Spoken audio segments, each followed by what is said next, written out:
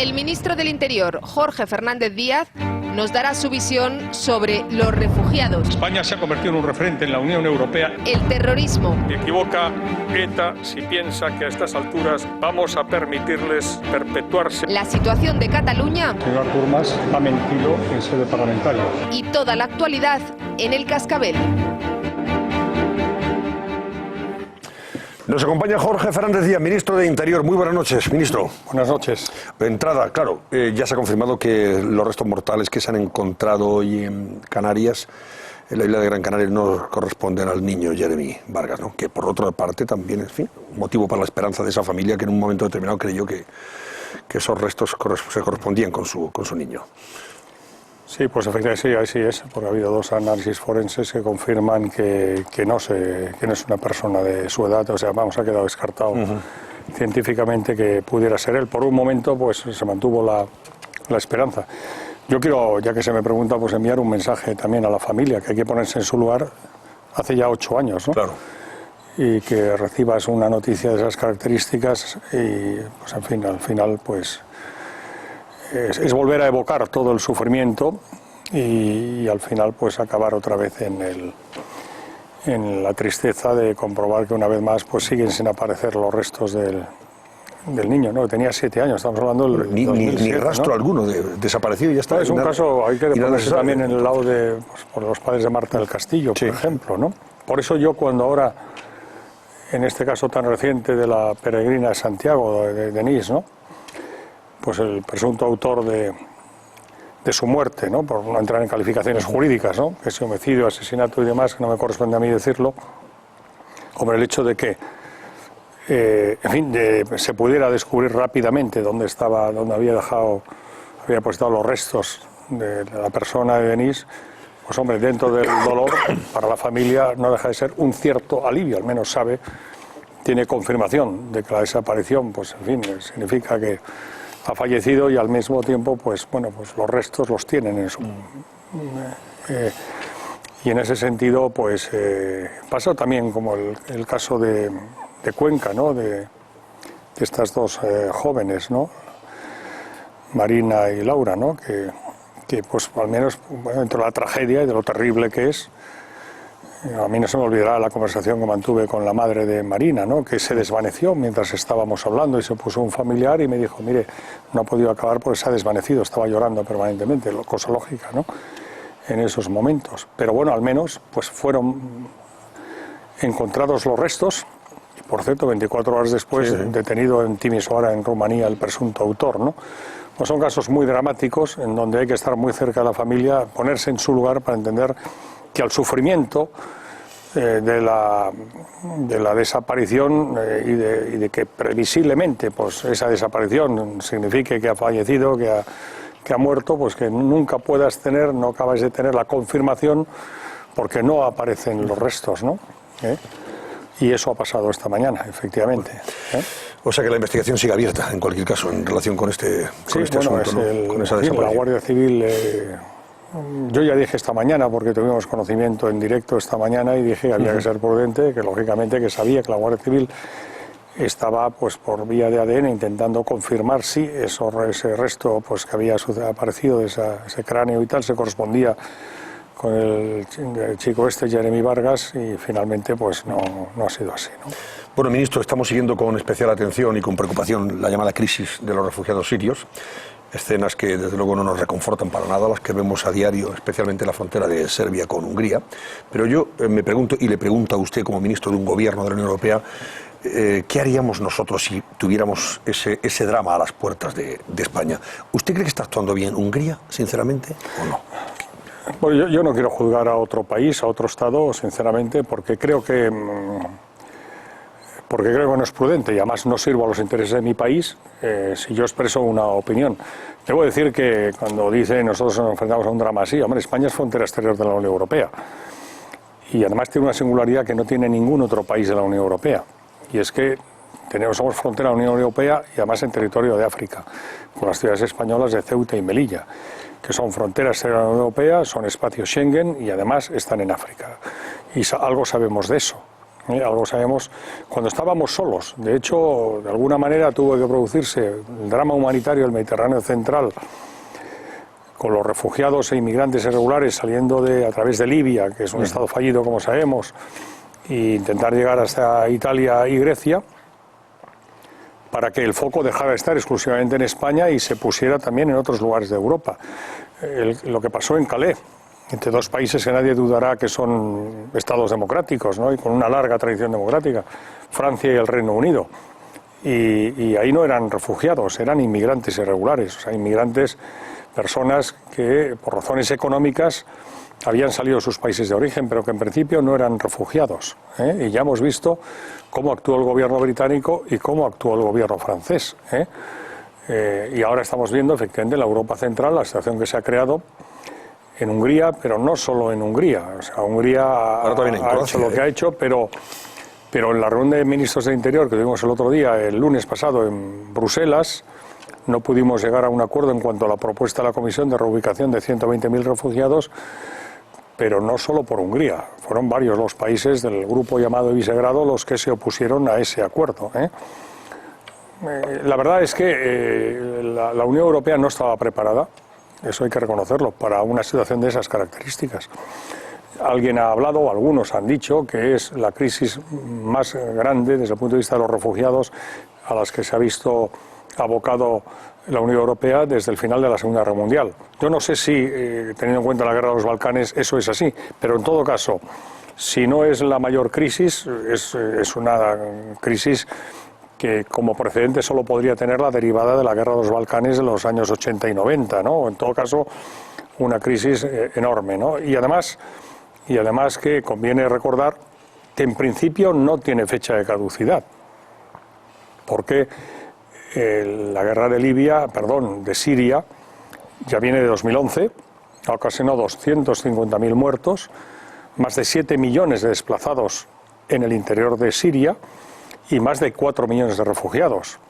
Claro, Turquía tiene 2 millones de refugiados, Líbano tiene 1,2 millones de refugiados, y pensemos la población de Líbano. Jordania son más de 600.000 refugiados.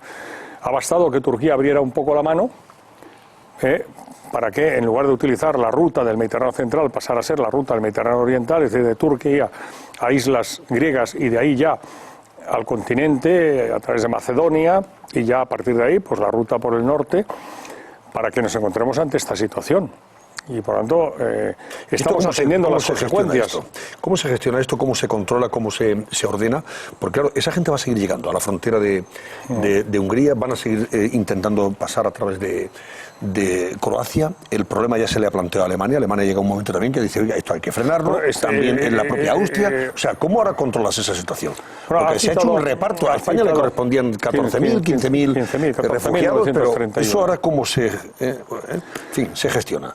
Bueno, pues por eso digo ya, hubo un primer programa de reubicación y otro de reasentamiento de la Comisión Europea en julio. Recordemos, fueron 40.000, un programa para reubicar, es decir, distribuir entre los diferentes estados de la Unión Europea 40.000 personas que habían llegado, de las que habían llegado a Grecia e Italia, 40.000 que fueran susceptibles de pedir protección internacional o asilo, distribuir esos 40.000 entre los diferentes países de la Unión Europea que estuvieran dispuestos a acogerlos. 40.000. Ya hablamos de efecto llamada, algunos hablamos de efecto llamada si solo actuábamos sobre las consecuencias, que hay que actuar evidentemente, porque claro, es un drama humanitario y tenemos que actuar acogiendo a esas personas. Pero eso es que si es condición necesaria no es suficiente, porque hay que ir a la raíz del problema. ¿Cuál es la causa que origina esos refugiados? Porque si no, seguirán llegando, ¿no? Bueno, en menos de 2 meses hemos pasado de un programa de 40.000 reubicados a un programa de 100.000 reubicados. ¿España ha cogido algunos de esos 40.000 ya? Bueno, nosotros, ni nosotros ni nadie. ¿Ni nadie? No, ¿Y eso dónde están? ¿En algún limbo jurídico? Es que a eso voy. No estamos hablando de un programa de reubicación español, es un programa de reubicación que propone la Comisión Europea y por tanto que es comunitario. Y por tanto que tiene un procedimiento y hemos de regirnos por un procedimiento que es el que elabora la Comisión Europea.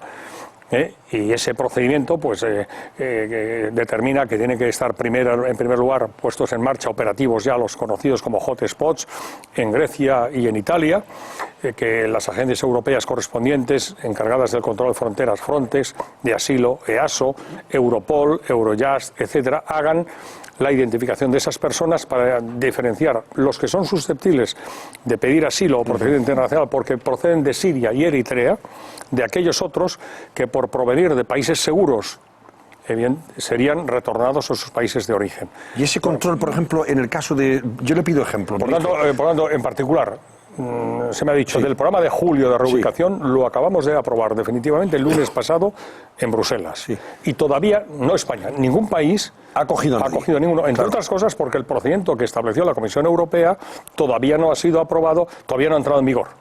Va a entrar en vigor una parte de ellos, los hotspots, precisamente hoy, 17 de septiembre. Y a partir de hoy tienen que implementarse una serie de medidas que harán que finalmente, pues a la cuota que nos corresponde a cada uno, y en el marco de ese procedimiento pues puedan ser acogidos. Porque esta gente, ¿qué se puede tirar ahí en la frontera de Serbia con Hungría? ¿Pueden estar un mes, 2 meses, 3 meses? No, en unas condiciones ¿qué puede pasar con personas? Ahora viene el invierno y eso es tremendo. Por supuesto, evidentemente, ¿no? Pero quiero decir, ahora tenemos un programa de 40.000 más 120.000, de los que a España, pues se me ha preguntado, a España nos corresponderían, según los que hemos aceptado, 15.000 de este programa de 120.000, más los que nos aceptamos el pasado mes de julio, estaríamos hablando de 17 y 18.000 personas que ya estamos comprometidos a acoger. Y darles asilo, porque son refugiados. Son refugiados y por darles asilo o protección subsidiaria. En la ley española de asilo pues se prevé asilo, que da derecho a una serie de prestaciones y un régimen jurídico determinado, y algo que es parecido, aunque inferior, que es protección subsidiaria. Las dos cosas conforman lo que se llama protección internacional.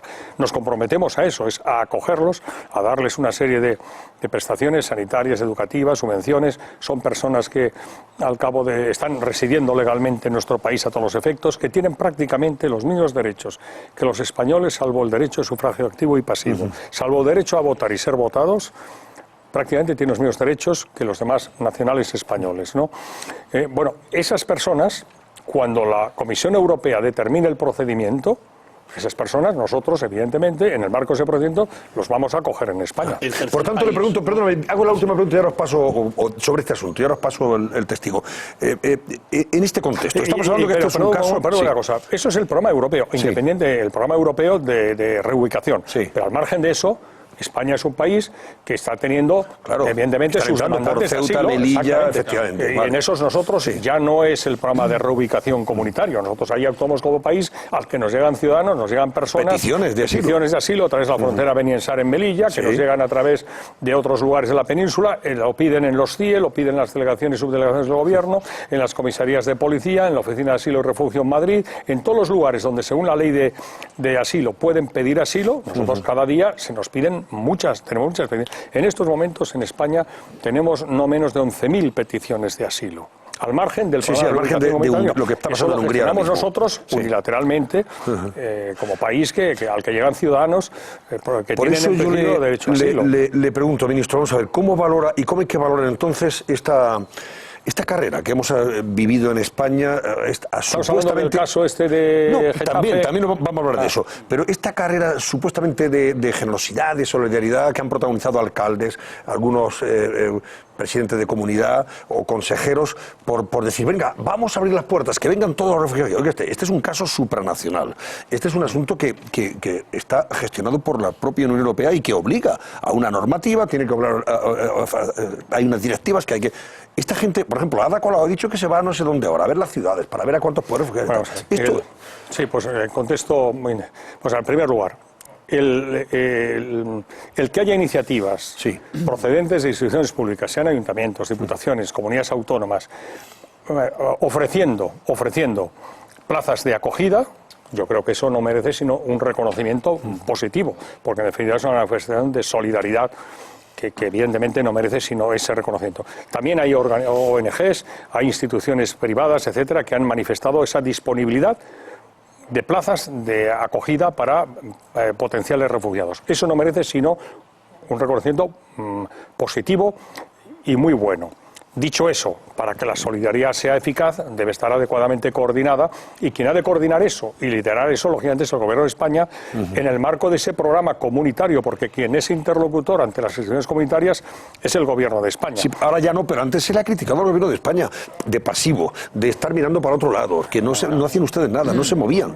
No, vamos a ver. Eso es lo que usted lo sabe, que ha habido críticas. Sí, pero no sé si desde un punto de vista electoralista, pero por distinguir, vamos a ver. Sí. Primero, España como país, unilateralmente, tiene sus peticionarios de asilos y tenemos muchas peticiones. Este año estimamos que si no hay ningún acontecimiento extraordinario, al acabar el año habremos recibido este año entre 17 y 18.000 peticiones de asilo. Al margen de este programa comunitario, que a su vez nos hemos comprometido a otros tantos.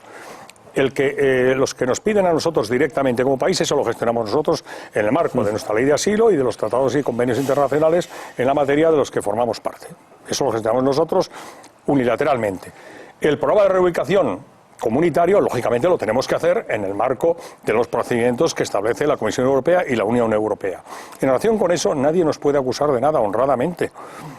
Que una cosa es que diga, oiga, teniendo en cuenta que hay todas esas peticiones de asilo y que finalmente España se ha comprometido además a acoger a tantas personas, que sepa usted que aquí tiene usted, oiga, sea Ayuntamiento de Barcelona, de Madrid o de Alcorcón, diga, oiga, yo le pongo a su disposición tantas plazas. Pues muy bien, para eso está la conferencia sectorial del Ministerio de Empleo, que lo que hace es recoger todas esas peticiones para ordenarlas, de tal manera que actuemos solidariamente, pero coordinados para ser eficaces, de tal manera que cuando esas personas, esos refugiados del programa comunitario, en el marco del procedimiento comunitario, cuando llegue el momento, vengan, ya sepamos nosotros el catálogo de acogida que tenemos en las diferentes instituciones públicas y privadas. Lo que no puede ser, porque además no puede ser ni legalmente ni desde el punto de vista de la eficacia, es que cada uno intente hacer la guerra por su cuenta. ¿Se refiere usted, por ejemplo, al caso de este sirio Osama, el entrenador de fútbol? Felizmente yo ya instalado comprendo aquí. que evidentemente esa persona se ha convertido de alguna manera en el icono de ese drama humanitario,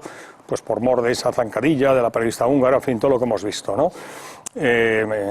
Y por tanto, en fin, si se ha actuado por parte de la persona que lo ha traído, con rectitud de intención, yo no quiero criticarlo, pero lo que quiero decir es que eso no es la forma de actuar, entre otras cosas porque se vulnera la ley. Es evidente que ante ese caso, el principio humanitario para nosotros prevalece sobre cualquier otra consideración y vamos a, en el marco de la ley, dar una respuesta que permita la acogida de esa persona, el reagrupamiento familiar, etcétera. Pero no podemos hacer de la excepción la norma, porque evidentemente ni los otros países lo van a permitir, no podemos saltarnos el procedimiento comunitario y al final, lo que vamos a generar es un desorden que va a hacer que no seamos eficaces, aunque queramos ser solidarios. Sí. No vamos a ser eficaces en el ejercicio y en la práctica de esa solidaridad. Venga, preguntas al ministro. El ministro dice usted, claro, con lo que estamos haciendo no se nos puede acusar de nada, pero el hecho cierto es... Nada, perdón, en relación con lo que decía... Sí, en relación a esta cuestión.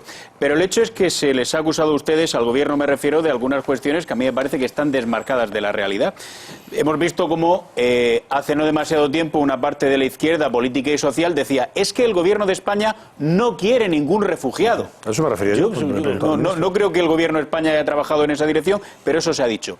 Y ahora digo, hace pocas horas y pocos días lo que se dice es que el gobierno de España lo que está haciendo en realidad o no vale para nada o no está mostrando lo que es la voluntad que hay que mostrar ante sus socios europeos, como si el gobierno de España, que es un socio por importante que es, pudiese imponer su voluntad frente a 27 socios más, porque somos 28. Pero al margen de estas dos observaciones, mi pregunta es muy clara, ministro.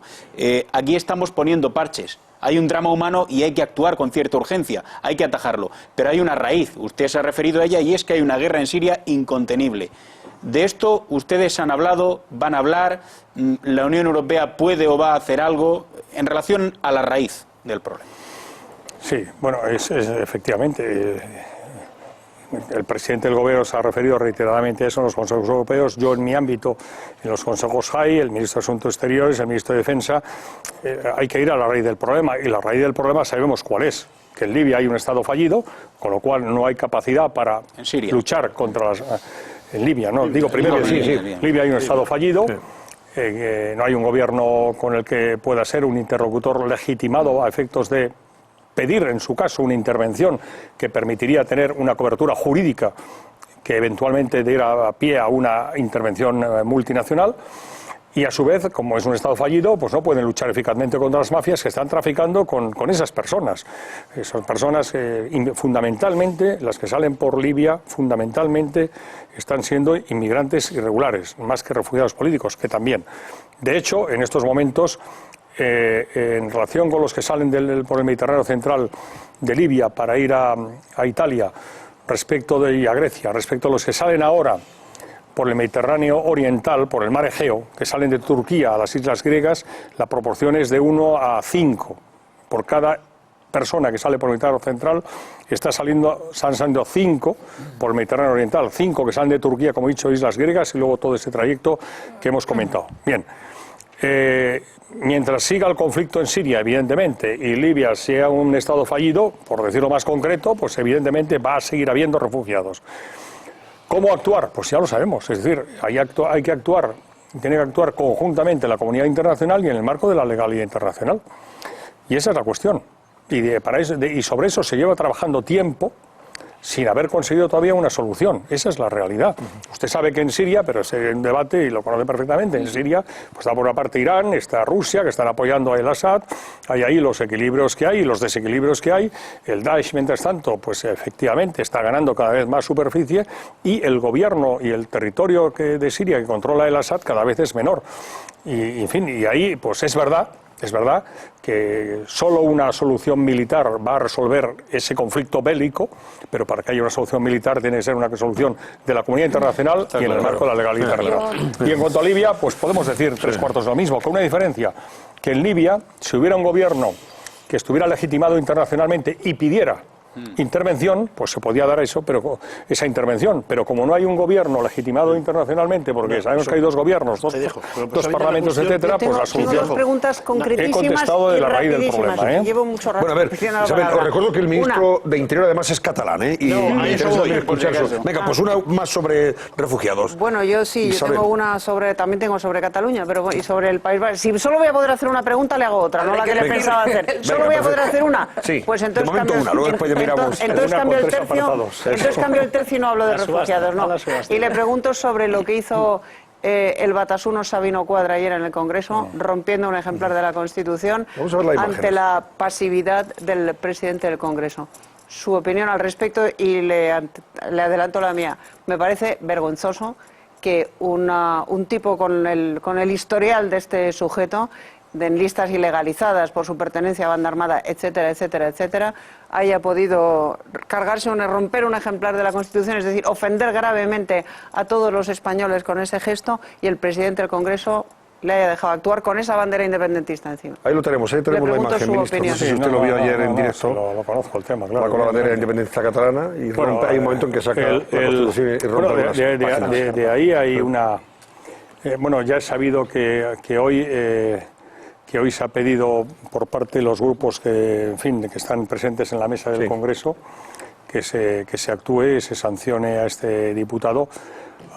Yo lo que tengo que decir es que evidentemente que es un diputado de Sabino Cuadra, diputado mayor por Navarra, como sabe muy bien Isabel San Sebastián, ¿verdad?, llevándola estelada por señora, y que rompiera precisamente las páginas de la Constitución que contienen los artículos en los que hace referencia a la indisoluble unidad de la nación española, etcétera.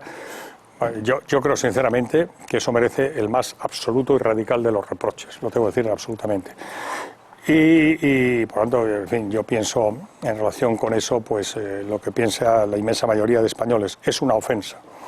Es una ofensa al Congreso de los Diputados, al pueblo español, y creo que debería hacer reflexionar a aquellos que en el debate de ayer, que ha sido de los más duros que se han producido en el Congreso en esta legislatura, y qué legislatura llevamos, era, como sabemos, durante el debate de admisión a trámite de la proposición de ley orgánica de reforma del Tribunal Constitucional, donde solo el Grupo Parlamentario Popular más UPN, Carlos Salvador de UPN, más Foro Asturias, el diputado Foro Asturias, votamos a favor de la admisión a trámite de esa proposición de ley.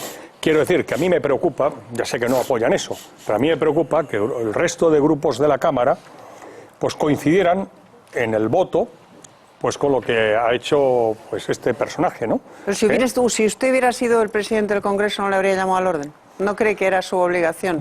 Isabel, yo entiendo que usted me lo pregunte y estoy seguro que usted me entenderá que yo me quede en lo que me he quedado.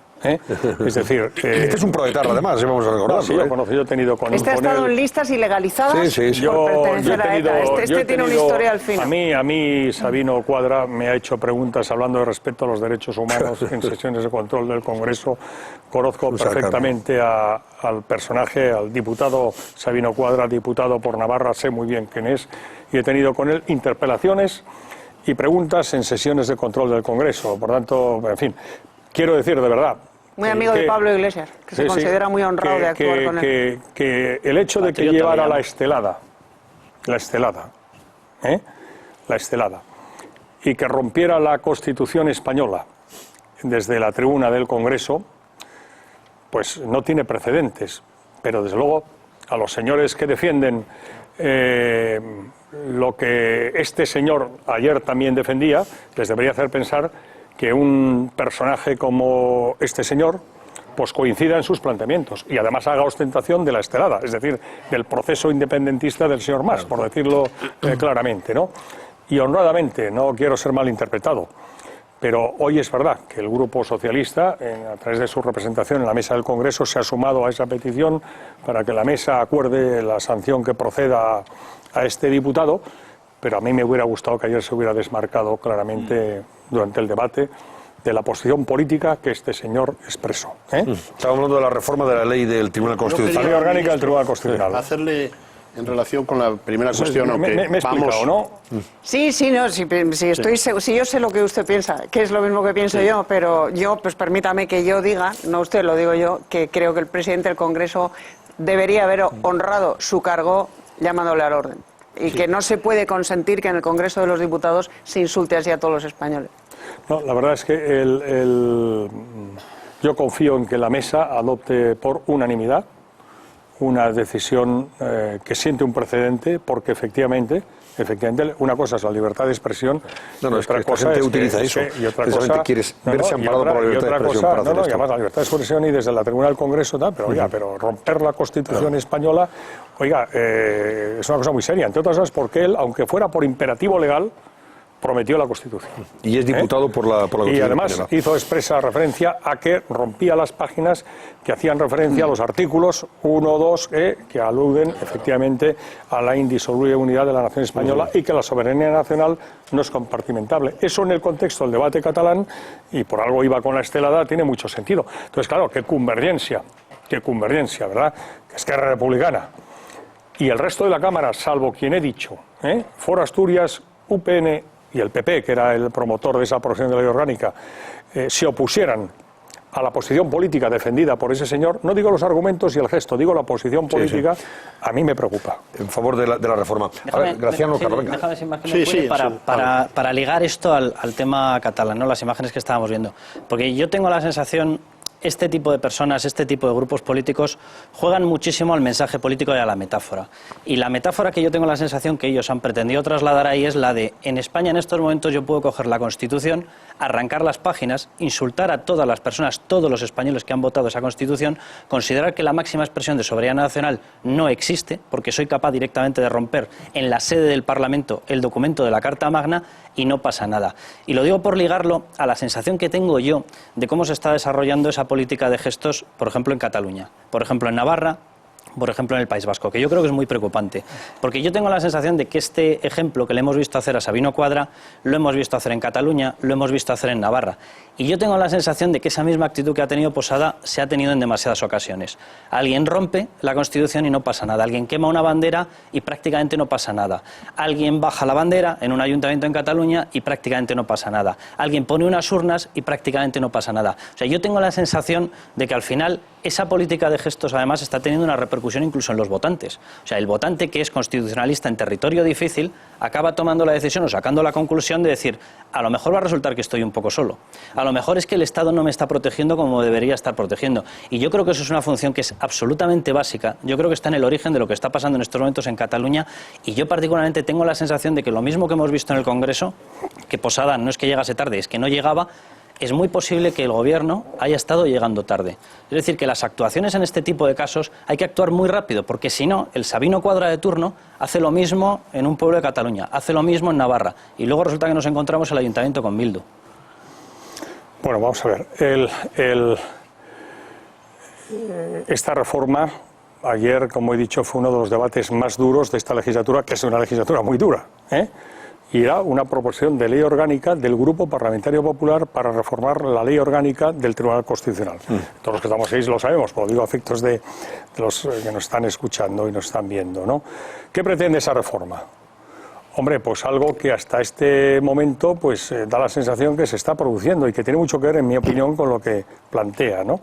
Que el Tribunal Constitucional dicta unas sentencias, dice unas cosas y que después esas cosas no tienen eficacia jurídica ninguna. Por ejemplo, en enero del pasado año, el Parlamento de Cataluña declaró que Cataluña, el pueblo catalán, era sujeto jurídico y político titular de soberanía. Hubo un debate jurídico en relación con si era impugnable ante el Tribunal Constitucional esa decisión. ¿Por qué?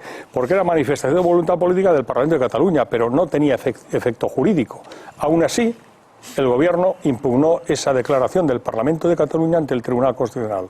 Y en abril, el Tribunal Constitucional dictó una sentencia por unanimidad de los 12 magistrados, no había fallecido en aquel momento el magistrado Ortega, de los 12 magistrados por unanimidad, que conviene leerla, porque es extraordinariamente interesante y profunda y densa, declarando la nulidad de esa declaración del Parlamento de Cataluña sobre la base de que la soberanía nacional reside en el pueblo español en su conjunto y que no es compartimentable. Y por tanto el pueblo catalán no es titular de soberanía, como había dicho el Parlamento de Cataluña. Eso fue en enero del pasado año. Llega el 9 de noviembre y tenemos ese simulacro de referéndum. El Gobierno impugna por 2 veces ante el Tribunal Constitucional esa decisión. La primera, el decreto de convocatoria. La segunda ya era también discutible, porque era sobre hechos materiales, no normas jurídicas, hechos materiales. Y había diferencias jurídicas acerca de si, no existiendo una norma jurídica, esos hechos materiales eran impugnables ante el Tribunal Constitucional. Y en la duda el Gobierno optó por impugnar. Y el Tribunal Constitucional admitió a trámite y declaró una nulidad de las dos iniciativas de la Generalitat de Cataluña. Es más, la Fiscalía General del Estado presentó una querella por desobediencia, entre otros, como sabemos, contra el presidente de la Generalitat, que ha sido admitida a trámite por el Tribunal Superior de Justicia de Cataluña. ¿Qué quiero decir con eso? Que estamos en estado democrático y de derecho. El Gobierno está actuando con gradualismo y proporcionalidad. Lo razonable hubiera sido que una vez que en enero del pasado año el Parlamento de Cataluña hace eso y el Gobierno hace lo que hizo a pesar de que había dudas, pero en la duda decide que hay que impugnar esa decisión, esa declaración del Parlamento de Cataluña. Y el Tribunal Constitucional la anula. Oiga, mire usted, ya no procede ningún camino de independencia y demás en el marco de la Constitución, porque el Tribunal Constitucional desde abril del año pasado ya se ha manifestado rotundamente y por unanimidad. Bueno, a pesar de eso, el señor Mas sigue y en noviembre nos plantea lo que nos planteó. Y por 2 veces el Tribunal Constitucional se lo ha declarado nulo. Oiga, parecería decir, hombre, una persona razonable, a la tercera va la vencida, ya. ¿Y qué ha pasado? Que sin embargo, pues ha convocado ahora elecciones autonómicas, formalmente, pero que él dice que son plebiscitarias, y ha marcado una hoja de ruta que, si tiene mayoría, ha dicho que seguiría para la independencia. Bueno, entonces, ¿qué ha hecho el Gobierno? Pues el Gobierno lo que hemos hecho, lo digo así de claro, decir, oiga, mire usted, lo que no puede ser es que las decisiones del Tribunal Constitucional, en la práctica, pues no tengan eficacia jurídica. Y, por tanto, vamos a modificar la ley orgánica del Tribunal Constitucional para que el Tribunal Constitucional, como cualquier otro tribunal jurídico, aunque el Tribunal Constitucional es un tribunal jurisdiccional, pues pueda hacer eficaces en sus propios términos las decisiones que adopta. Y a eso responde el que hayamos presentado esta iniciativa. ¿Por qué no se ha hecho un proyecto de ley? Pues porque no da tiempo a hacerlo. Pero, ¿cuándo se ha planteado? Cuando finalmente, efectivamente, el señor Mas convocó elecciones y vimos que, efectivamente, pues lo del 27 de septiembre y todo esto de la hoja de ruta, la independencia y demás que está diciendo, pues él se lo cree. Bueno, pues oiga, como ya por 2 veces el Tribunal Constitucional, a instancias del Gobierno, se ha manifestado diciéndole que no procede y usted sigue adelante, oiga, aquí, antes, y en la política de gradualismo y proporcionalidad, antes de utilizar otros instrumentos de la Constitución que la Constitución prevé, que si hay que adoptarlos, adoptarán, Pero en esa política de gradualismo y proporcionalidad, oiga, vamos a darle instrumentos al Tribunal Constitucional para que pueda hacer eficaces y ejecutivas en sus propios términos las decisiones que adopta. Y eso responde lo de la ley orgánica, esto del Tribunal Constitucional, de tal manera que, oiga, que me toca a mí. Ya es sobre lo que está diciendo. Pero no le iba a decir, brevemente, por favor, ministro, os pido pero brevedad, una que estamos decisión fuera tan de tiempo, importante no prácticamente. debería haberse adoptado con un consenso y no corriendo, porque, claro, es absolutamente electoralista para parar al señor Mas en las próximas elecciones. Yo creo que era una decisión que no se puede tomar tan a la ¿Qué se va a ligera, hacer ¿no? después de que pasen las elecciones? bueno, después de ver el debate de ayer y la posición del Partido Socialista, si alguien cree que era posible el consenso, sinceramente, es que hay que ver lo que dijo ayer el portavoz del Grupo Socialista en su fijación de posición para oponerse a esa iniciativa. Es que fue imposible el consenso. Ojalá hubiéramos podido acordar con el Partido Socialista, sinceramente. Ojalá lo hubiéramos podido hacer. Claro. Pero de verdad, si alguien estuvo ayer o ha visto lo que dijo el portavoz del Grupo Socialista, se dará cuenta que es que era materialmente imposible.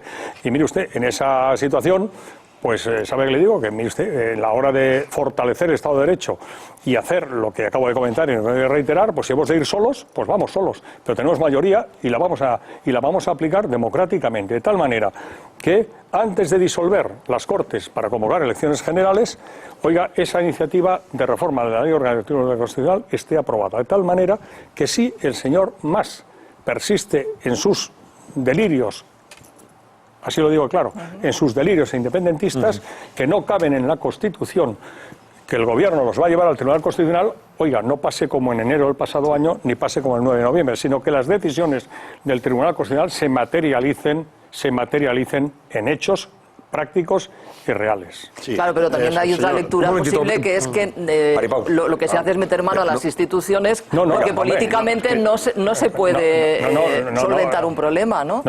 Y se hace al antojo de un partido político porque tiene la mayoría absoluta. No, pero vamos a ver, la mayoría absoluta es que es una antojo. Institución. No, vamos a ver. El Tribunal Constitucional, los magistrados, vamos a ver, es que la mayoría no es un antojo, la mayoría se han dado los ciudadanos españoles. Por supuesto. Y el Congreso de los Diputados es una institución donde reside la soberanía nacional. Por tanto, esa es una iniciativa absolutamente legítima y democrática. Y el Tribunal Constitucional es el garante del cumplimiento de la Constitución. Y quien regula su funcionamiento es una ley orgánica del Tribunal Constitucional del año 79. Oiga, y la podemos modificar, faltaría más. Y hacemos algo que es elemental. Si todos los tribunales de justicia, evidentemente sabemos que pueden hacer ejecutivas sus decisiones, ¿no? Oiga, el Tribunal Constitucional es el único tribunal que no tiene herramientas suficientes para hacer ejecutivas sus decisiones. Bueno, oiga, vamos a dotarle de esas herramientas para que no vuelva a pasar lo que ya hemos visto por 2 veces que ha pasado. Es que dicen que no hay 2 sin 3. Bueno, pues hemos aprendido de la experiencia. Ahora, oiga, si después de esta reforma de la ley orgánica del Tribunal Constitucional, el Tribunal Constitucional, imaginemos, el señor Mas declara, en fin, la independencia y empieza a crear estructuras de Estado. Nadie duda que el Gobierno va a ir al Tribunal Constitucional. Y nadie duda que el Tribunal, porque hay precedentes, ya ha sentado doctrina, que el Tribunal Constitucional las va a declarar nulas. Lo que queremos es que esa nulidad se traduzca en hechos. En hechos.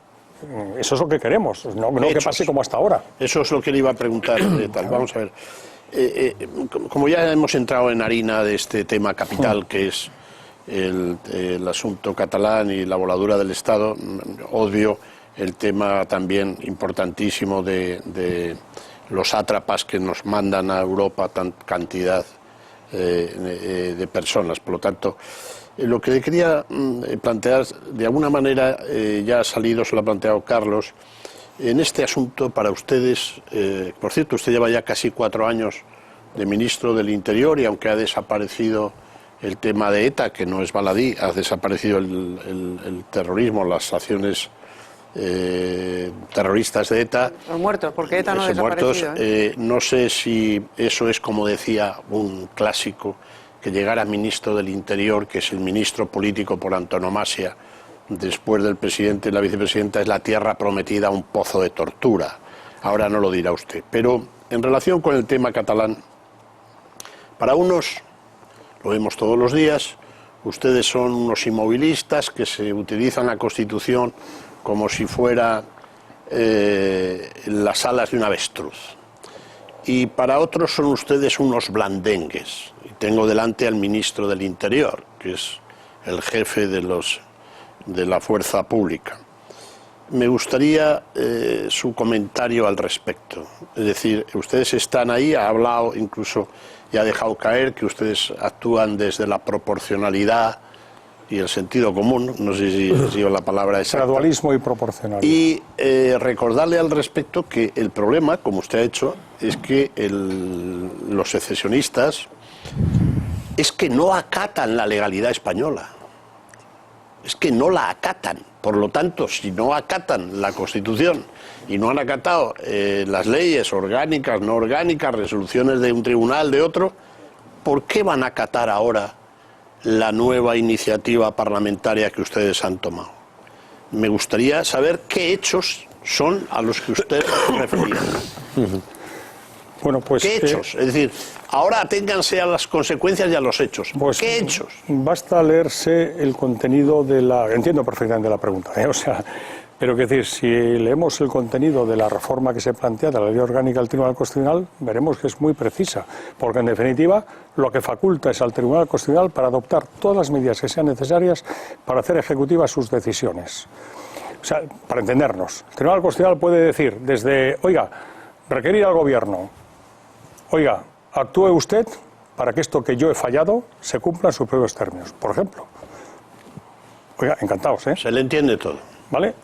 O puede decir, oiga, queda usted autoridad, presidente de la Generalitat o quien sea, que se vea afectado por el fallo del Tribunal Constitucional que le hemos requerido en estos términos, usted queda suspendido de funciones hasta que no cumpla en sus propios términos lo que nosotros, Tribunal Constitucional, hemos decidido, etcétera, etcétera. Es decir, es que le da todo tipo de posibilidades al Tribunal Constitucional para que de forma soberana decida lo que tiene que hacer para que lo que él ha decidido se cumpla, se respete.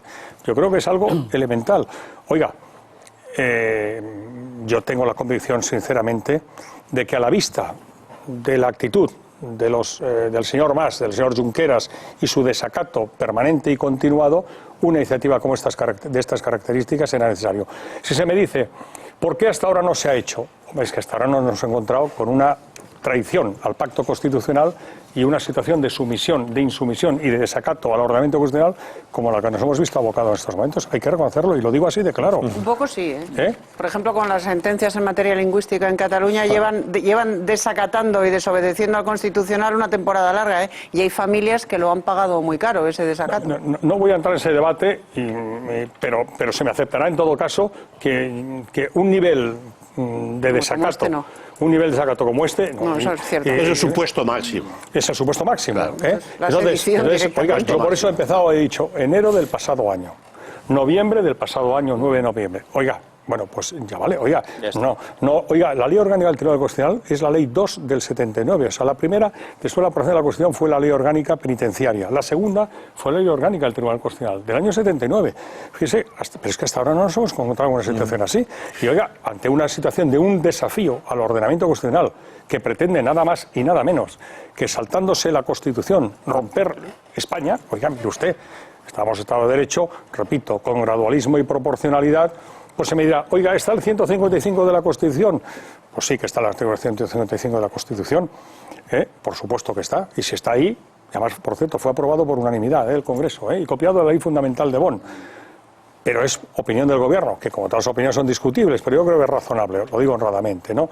Que en esa política de gradualismo y proporcionalidad, hombre, oiga, demos ya al Tribunal Constitucional instrumentos para que el Tribunal Constitucional, que es el único intérprete y garante del cumplimiento de la Constitución, cuando hay un desafío ante la Constitución como este, pues pueda efectivamente no solo decir, oiga, esto es inconstitucional, sino que tome las medidas, esté en condiciones de tomar las medidas necesarias para que se cumpla sus fallos en sus propios términos. Yo creo sinceramente que con esta reforma damos un paso muy importante para fortalecer el Estado de Derecho y para fortalecer y garantizar... ¿Y hay alguna garantía de que actúe con un poco más de rapidez? No, lo digo porque es que al Tribunal Constitucional se le va a dar armas, pero si luego tarda 4 años en aplicar esas armas, pues, ¿qué es lo que viene tardando últimamente? En alcanzar sentencias, Isabel, no, pero...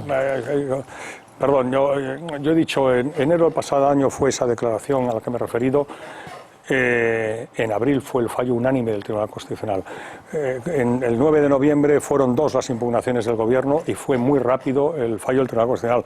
Hemos visto un reciente fallo del Tribunal Constitucional suspendiendo una de las estructuras de Estado que afecta a la Hacienda catalana, es decir, Por lo tanto, yo estoy convencido que con estos recursos jurídicos de que se dota al Tribunal Constitucional, yo no tengo ninguna duda, honradamente, de que el Tribunal Constitucional, evidentemente, desde su independencia y con todo respeto, va a hacer ejecutivas sus decisiones. Oiga, y si ese paso gradual y proporcional que hemos dado no funcionara, pues oiga, pues mire usted, pues ya sabemos lo que tenemos que hacer, pero yo confío sinceramente que con esta reforma de ley orgánica del Tribunal Constitucional, pues efectivamente no va a pasar como hasta ahora, que los fallos del Tribunal Constitucional, el señor Artur Mas, dicho con todos los respetos, no los está respetando. Y también debo decir que lamento profundamente que esa ley orgánica, pues solo así haya sido apoyada por 2 diputados, los 2 que he dicho, aparte del Grupo Popular, y que viendo a Sabino Cuadra, aunque solo fuera por lo que hizo y por la posición política que defendía, pues hombre, lo digo sinceramente, el Grupo Socialista, aunque solo hubiera sido a la vista de esto, se hubiera desmarcado de esa posición política. Bueno, una cosa más para concluir, ministro, solo preguntarle si le satisface que sea su colega García Margallo el que le ponga los puntos sobre las IES a Junqueras en ese debate del día 23. Que ha despertado, por cierto, una expectación notable desde el punto de vista informativo y creo que acreditada y además justificada. Yo creo... No, pues yo le voy a dar mi opinión con toda sinceridad, como es evidente, y en fin. Es decir, yo acepto que en primer lugar, vamos, que eso plantea ángulos críticos, no lo oculto, que se puede hablar de asimetría, hombre, un ministro de Asuntos Exteriores con un tal que no es candidato. Bien, pero no nos engañemos. Oiga, Obama ha sido ayer o anteayer, ¿no?, que ha dicho que quiere una España fuerte y unida. Anteayer, hoy ha sido el portavoz del presidente de la Comisión Europea el que ha vuelto a reiterar que evidentemente no es que una eventual Cataluña independiente, estamos hablando en hipótesis, ¿no?, pero en fin, una eventual Cataluña independiente no es que fuera expulsada, es que los tratados se dejarían de ser aplicados, ¿no? Por tanto, el otro día lo dijo a Cameron, el primer ministro británico, el otro día la canciller alemana, pero en fin, o sea, no, Hollande, Manuel Valls, en fin, todo, ¿no? Es decir, ¿y por qué lo han dicho? A ver, pues porque evidentemente para los independentistas, para los separatistas, que han estado abonando el terreno, entre otras cosas, con el España nos roba, con el expolio fiscal y demás y tal, oiga, hay una parte de esos votantes a los que la posibilidad de que una Cataluña independiente quedara en una especie de limbo jurídico, no siendo reconocido por Naciones Unidas, fuera de la Unión Europea, eso conlleva evidentemente una pobreza yo quisiera preguntarle absoluta. Al ministro... Y para eso, perdón, y termino, y para eso, pues hombre, el ministro de Asuntos Exteriores, como miembro del Gobierno y miembro del Partido Popular, con el señor Junqueras, que se conocen porque han coincidido en el Parlamento Europeo durante tiempo, pues yo creo que como la verdad se impone, y la verdad la va a defender muy bien el señor Margallo, y el señor Margallo defiende las posiciones del Gobierno, del Partido Popular y de defensa de la unidad de España, pues evidentemente yo creo que con todas las críticas que se puedan plantear, pues no va mal. Pero yo quisiera preguntarle al señor ministro si una vez que ha defendido el posicionamiento, digamos, del Gobierno y en este caso del Grupo del Partido Popular en relación al tema del blindaje de la Constitución, haciendo ejecutivas, ¿no?, las decisiones del Tribunal Constitucional, ¿no es un poco incongruente precisamente el que se está hablando ahora mismo de que al mismo tiempo que lo que se pretende es que se respete la legalidad por quienes no la están respetando y la están conculcando, o sea, permanentemente, a la vez se le da el rango, o sea, de conflicto internacional, haciendo que el ministro de España tenga un debate en unas elecciones autonómicas con un representante, digamos, de las personas que, como bien hemos dicho, quieren romper España? O sea, ¿no parece un poco incongruente que entre un ministro de España dándole ese rango de carácter de conflicto internacional a una persona que quiere partir este país, al mismo tiempo que, sin embargo, se está diciendo que se está blindando la Constitución precisamente para evitar el que puedan conseguirlo? Bueno, en esa misma lógica, que yo no comparto, pero que respeto y entiendo, pues se podía decir que por qué sale el portavoz del presidente de la Comisión Europea a decir hoy lo que ha dicho, o ayer el presidente de Estados Unidos, o el otro día Angela Merkel. Eso sí tiene lógica, porque lo que están diciendo es que ante el engaño que se está dando, y evidentemente a petición del Gobierno español, le están poniendo claro al conjunto de los españoles y sobre todo a los catalanes que van a votar cuál es la realidad. O sea, que si Cataluña saliera de España, salía de la Unión Europea. O sea, ese tipo de apoyo es absolutamente normal, pero que en unas elecciones de carácter autonómico, porque entonces se tendría que poner una camiseta que fuera de España y con los colores de todos los partidos constitucionalistas que se están presentando al debate. Pero repito, el tema no es ese. El tema es darle el carácter internacional cuando un ministro de Exteriores de España acepta un debate con una persona que está simplemente defendiendo la independencia dentro de unas elecciones autonómicas. No, en todo caso, no, si yo entiendo la pregunta perfectamente y la crítica, ya he dicho que es opinable y tal, pero quiero decir, bueno, podemos decir que en definitiva el Ministerio de Asuntos Exteriores ahí está actuando como un cualificado conocedor de la materia y que va a debatir con un señor que no es el candidato porque es el número 5 de la lista acerca de si una Cataluña independiente, como ellos dicen, seguiría en la Unión Europea o por el contrario va a salir. Lo va a hacer una persona investida de un especial conocimiento y autoridad en la materia. También podríamos decir, oiga, ¿por qué el gobierno pide que líderes internacionales le digan claramente estamos de acuerdo a los catalanes si él mismo no lo hace? Podríamos decir, oiga, no me pida usted apoyo si usted no se defiende. O sea que yo acepto que es opinable, pero creo que en definitiva quien ha colocado en el centro del debate la cuestión son los independentistas cuando están engañando a los catalanes diciéndoles que nada, que una Cataluña independiente sería la Arcadia feliz, que eso no tenía ninguna consecuencia, que sería aceptado en Naciones Unidas como un Estado independiente, que por supuesto la Unión Europea, ¿cómo va a prescindir de 7,5 millones de catalanes? Porque eso saben que sí que afecta al bolsillo. Y hay muchos que a la hora de tomar la decisión de voto el próximo 27 de septiembre, si dicen, oiga, pero a ver, ustedes me están llevando a un precipicio porque Cataluña va a quedar como un concepto jurídico indeterminado, ¿no? Y eso va a traer, pues evidentemente, miseria, porque me quedo fuera de la Unión Europea, fronteras con España, no estoy reconocido en Naciones Unidas, ¿qué voy a ser? ¿Como una especie de Osetia o Abjasia? Me explico, es decir, como un Estado non nato, oiga, ¿esto qué es? Bien, entonces conviene que los catalanes conozcan la verdad. A mí me duele mucho este debate, solo hablar de independencia me parece una cosa a estas alturas, en fin, cuando Cataluña es socia fundadora de España, ¿eh? O sea, es que Cataluña es socia fundadora de España y cuando somos pues el Estado más antiguo de Europa, ¿no? En fin, que tengamos que estar hablando de independencia de Cataluña, a mí me duele profundamente, porque creo que no es una cuestión solo de economía, es una cuestión de muchas más cosas, de vínculos, de sangre, de afectos. Hemos compartido muchos éxitos, muchos fracasos, muchas ilusiones, muchas desgracias durante siglos. Y como las buenas familias, hay de todo. Queremos estar a las duras y a las maduras. Y a mí, que se plantee este debate solo en términos económicos, me duele profundamente y no estoy de acuerdo. De lo que no hay ninguna duda es que el ministro García Margallo le va a ganar ese debate y va a revelarle probablemente a muchos de los que solo se dejan llevar por la vía emocional o sentimental, le va a hacer revelaciones muy interesantes para que el próximo día 27, cuando voten, sepan a lo que se juega. Debatirán en castellano, es de suponer, ¿no? Bueno, vamos a ver qué pasa. Sin duda. Sin duda. Bueno, sin duda. Ahora mismo está la cosa mejor. Como es valenciano, a lo mejor. El ministro para Margallo, yo creo que va a ser bilingüe. Bueno, ministro, muchísimas gracias. Jorge Fernández Díaz, gracias. Buenas noches. Gracias. Ha sido un placer. A ver si el día 27 tenemos buenas noticias, sin duda, por la noche. Para todos. Para todos, efectivamente. Para toda España. Gracias. Incluidos los catalanes que no quieren separarse de España, que también lo van a hacer como nosotros. Los catalanes, la mayoría de catalanes, por eso nos sentimos españoles. Por eso. Una clara mayoría. Pues a votar. A votar. En consecuencia. Es la verdad, porque nosotros están todos movilizados. Vamos a hacer una breve pausa y enseguida volvemos. Hasta ahora mismo.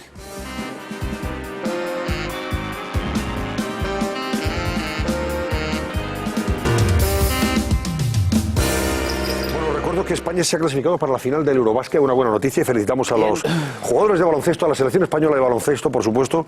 Ha ganado a Francia en su casa, en Lille, 80-75, con prórroga incluida. Y había ganado antes a Alemania, en su casa, a Grecia, que era intocable, y a todo el que se ha puesto por delante. Así que se va a enfrentar o a Lituania o a Serbia. Y partidazo de Gasol. Partidazo de Gasol, bueno, que Gasol es un monstruo. Es una, la verdad que está metiendo otra cosa no, pero tiro libre tras tiro libre. En baloncesto, de verdad que España es una auténtica potencia. ¿Qué sería Nos alegramos muchísimo de la selección española de baloncesto.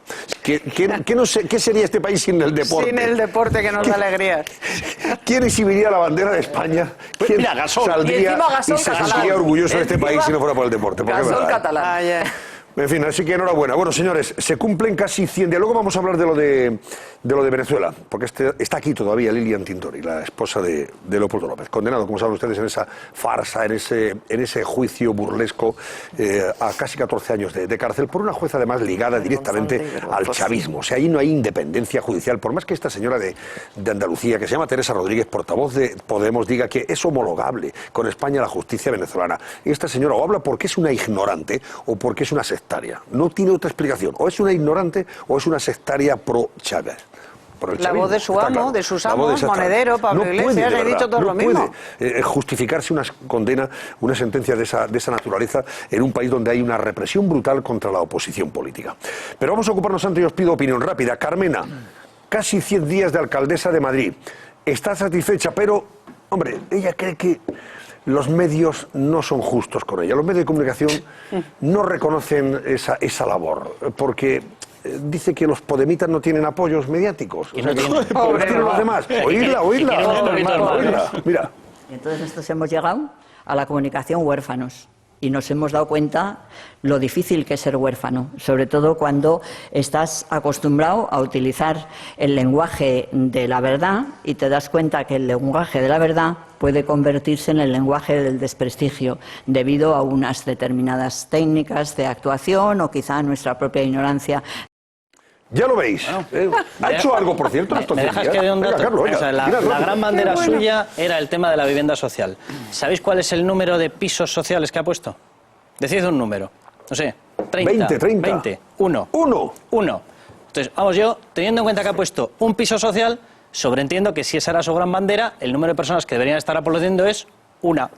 Entonces, si ha venido con más votos de 1, pues ya estamos lógicamente en un análisis que tiene que ser negativo sí o sí. Vamos a ver, Madrid está sucio a más no poder. Aseguró que iba a parar las privatizaciones, como llamaban ellos, que no eran privatizaciones de servicios básicos y demás. Ha tenido que acabar reconociendo que es la única forma de llevar a cabo determinados servicios en Madrid y los ha mantenido y los ha ampliado. Aseguró que iba a hacer un plan de paralización de los desahucios. Los desahucios, las mismas entidades bancarias con las cuales ha hablado ella, son las mismas con las que había hablado 2 años antes el Ministerio de Economía. Por cierto, Carlos, tengo una interrupción. Ahí está sentada al lado de este impresentable que es el alcalde de Pamplona. Digo impresentable con criterio y acreditación. Este es un señor de Bildu, proetarra, que ha impedido una exposición de la Policía Nacional de su labor en la lucha contra el terrorismo de ETA, en un local municipal de Pamplona, que lo sepáis, ¿eh? Por eso digo que este señor tiene acreditada el calificativo. Y de hecho se reunieron todos ellos, Ada Colau, el Kichi, Carmena, etcétera, y el alcalde de Bildu de Pamplona se reunieron en lo que ellos llamaban la reunión de los nuevos alcaldes. Si esto es la nueva política, si esto es la nueva política, de verdad que yo me bajo de ahí. Pero vamos a ver, esto es muy básico. Vamos a ver, esta mujer vino asegurando que un montón de cosas estaban fallando. Ha tenido que acabar reconociendo que el plan de asistencia para el hambre en los niños estaba funcionando, el que tenía Ana Botella.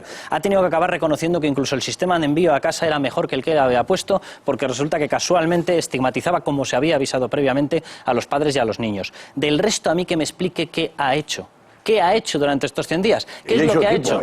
¿Qué es lo que ella considera que se le ha tratado tan mal? La señora Carmena, yo creo que es lo que ha explicado exactamente así, pero al revés.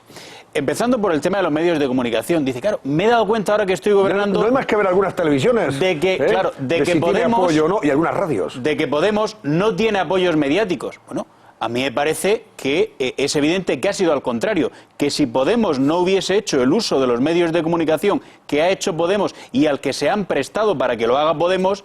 Sus votantes, no voy a decir que cabrían en un taxi ahora mismo, pero en un aula de las que daban clases Monedero y Pablo Iglesias, probablemente sí, sin los medios de comunicación. Y luego 3 frases muy literales que ha dicho Carmena y en alguna ha incidido Carlos. Primero, quiero un Madrid limpio con florecitas. No hace falta vivir en el centro de Madrid, como es el caso de Graciano Palomo.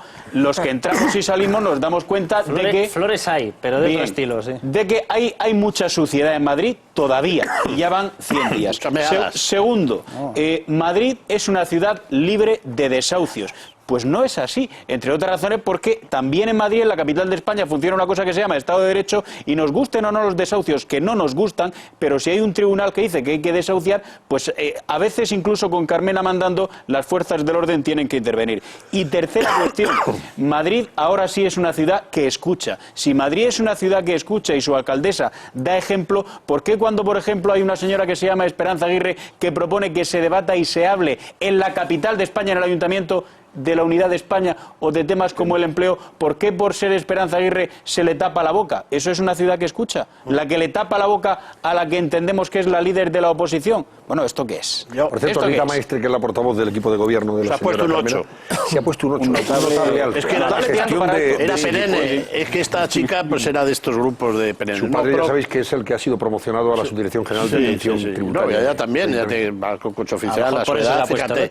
No, vamos generación de empleo, ¿no? Yo creo que y respaldo a la familia. Por empezar por el final, son muy conservadores. la señora Carmena es muy conservadora, y lo voy a explicar, pero conservadora de bigotes, digamos, pero extraordinariamente conservadora. Esta queja que ha hecho de la orfandad mediática es que suena lo peor de la casta, es decir, no conozco un incompetente desde el punto de vista de la gestión que no se queje de los medios, incluido una parte del partido en el gobierno que hay ahora, no sé qué. Ella dijo exactamente el día de su toma de posesión: vamos a enamorar incluso a los que no nos han votado. Fue la palabra exacta, vamos a enamorar. Hoy he visto en la prensa libre una encuesta, en la prensa libre no sospechosa, de anticarmenismo. Sí, hay algunos, mal, aunque a ti te cueste creerlo. Un poquito mal. Que el resultado de los casi 100.000 personas que han votado libremente y además con tabulación técnica impecable, pues casi el 75% está absolutamente en contra. Pero yo quería hacer también, efectivamente, creo que ha enamorado a Florentino. A Florentino, que es un pobre, como todo el mundo tiene problemas para llegar a final de mes, a ese sí le ha enamorado. Y doy constancia que le ha enamorado. Y respecto a los mendigos, digo que eran muy conservadores, a los mendigos, que cada día hay más en la ciudad de Madrid, a eso no les ha enamorado ninguno. Pero es que están por todos los lados. Es más, en la sede de los grupos municipales Mayor 71 ya hay gente fija, mendigos fijos, con puestos fijos, y no se les cae la cara de vergüenza. Hizo alguien ahora en la oposición una propuesta para que tuvieran un techo, una mesa y un baño, un váter donde hacer sus necesidades, y se pusieron como basiliscos. No cuesta tanto, pues ni siquiera han hecho eso. Definitivamente, muy conservadores. Bueno, a ver, venga, una opinión por aquí. Isabel o Maripau. Yo lo resumo rapidísimamente, es que no ha hecho nada. O sea, los 100 primeros días de Carmena, nada. Lo estamos pensando. Le preguntes lo que le preguntes, lo estamos pensando. Ya veremos. Polémica. Lo estudiamos. Nada, no ha hecho nada. O sea, es un cascarón vacío, y su gran defensa es que no tiene medios. Oiga, ponga usted la sexta, ponga usted la 4, y a ver usted si le apoyan o no le apoyan. De verdad, déjese usted de memeces.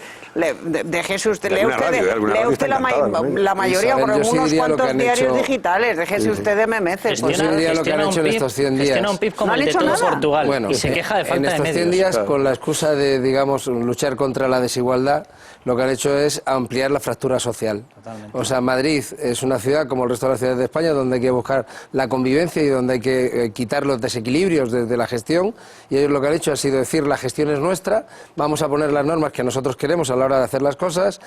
Ahora se está quejando de los medios, pero días antes lo que ha hecho ha sido crear un portal precisamente para denunciar a los medios. Por tanto, difícilmente puede estar haciendo amigos entre los medios independientes que quieran cubrir la información, pero sobre todo yo destacaría que lo peor de todo es el intentar lanzar el mensaje de que, es igual que ha pasado, esto es exagerado, lo de romper las 2 páginas de la Constitución, ellos todavía no lo han hecho en este momento y espero que nunca lo hagan, pero trasladar un poco la imagen de que nos podemos saltar las leyes incluso para hacer un buen gobierno y crear una fractura social, que es todo lo contrario de lo que tiene que hacer un buen gobernante. Bueno, lo que hace, por ejemplo, Ada Colau en Barcelona. Lo vimos el otro día con los policías locales que fueron abroncados y ha apartado al ayuntamiento de la fiesta de la patrona de la ciudad. O sea, la patrona honra, perdón, la ciudad honra a su patrona. Sí. Y por eso es día festivo, día feriado. Y esta señora aparta al ayuntamiento totalmente porque dice: nada, ni flores ni nada para la patrona. No queremos nada. Ninguna representación institucional. Ese es el sectarismo de esta gente. En ese caso, solo que le haga una referencia a lo que ha dicho Salvador. No han roto un ejemplar de la Constitución, pero en YouTube hay un vídeo colgado que se puede consultar en el que se ve a Pablo Iglesias diciendo lo honradísimo que se siente de participar en un acto junto a Sabino Cuadra. Y no se ha desdicho de ese honor. O sea, Pablo Iglesias presumía de su amistad con este tiparraco cuyo historial, invito a los oyentes, a los espectadores a que lo miren, está estrechísimamente vinculado a ETA desde hace muchos años. Bueno, pues Pablo Iglesias se honraba de participar en un acto con él y de llamarse su amigo, lo siento. No, nada. En esto que decías, Antonio, yo creo que, sinceramente, al margen de creencias religiosas o de más o menos fe, no me parece nada avanzado ni moderno el que un ayuntamiento dé la espalda a un festejo popular. Pues pues es a una virgen, pero si es la patrona. Es que tienes que tener representación institucional. Si tú a lo mejor eres agnóstica o eres atea, y no, pues no vayas, pero deja la representación institucional del ayuntamiento en manos de aquellos que son católicos y creyentes. En mi opinión, el cargo está por encima. Tú eres la persona que representas a un municipio. Hablo de Barcelona en este caso. En el caso de Madrid, vamos a ver. Modernos no son. Me ha hecho gracia porque hoy Manuela Carmena ha representado la teoría de que los extremos se tocan, porque me ha recordado al Partido Popular y en concreto también al actual presidente del gobierno cuando dice que tiene un problema de comunicación, un problema con los medios de comunicación. Resulta que la izquierda también tiene un problema con los medios de comunicación. Es bastante curioso. Por otro lado, hombre, hay que reconocer también que al actual Ayuntamiento de Madrid no se le ha dado la ocasión ni siquiera de que llegaran a los 100 días. A los 3 días ya estaba, bueno, recibiendo palos por todas partes. O sea, se ha puesto el foco de una manera mucho más escrupulosa con ellos que con cualquier otro ayuntamiento previo.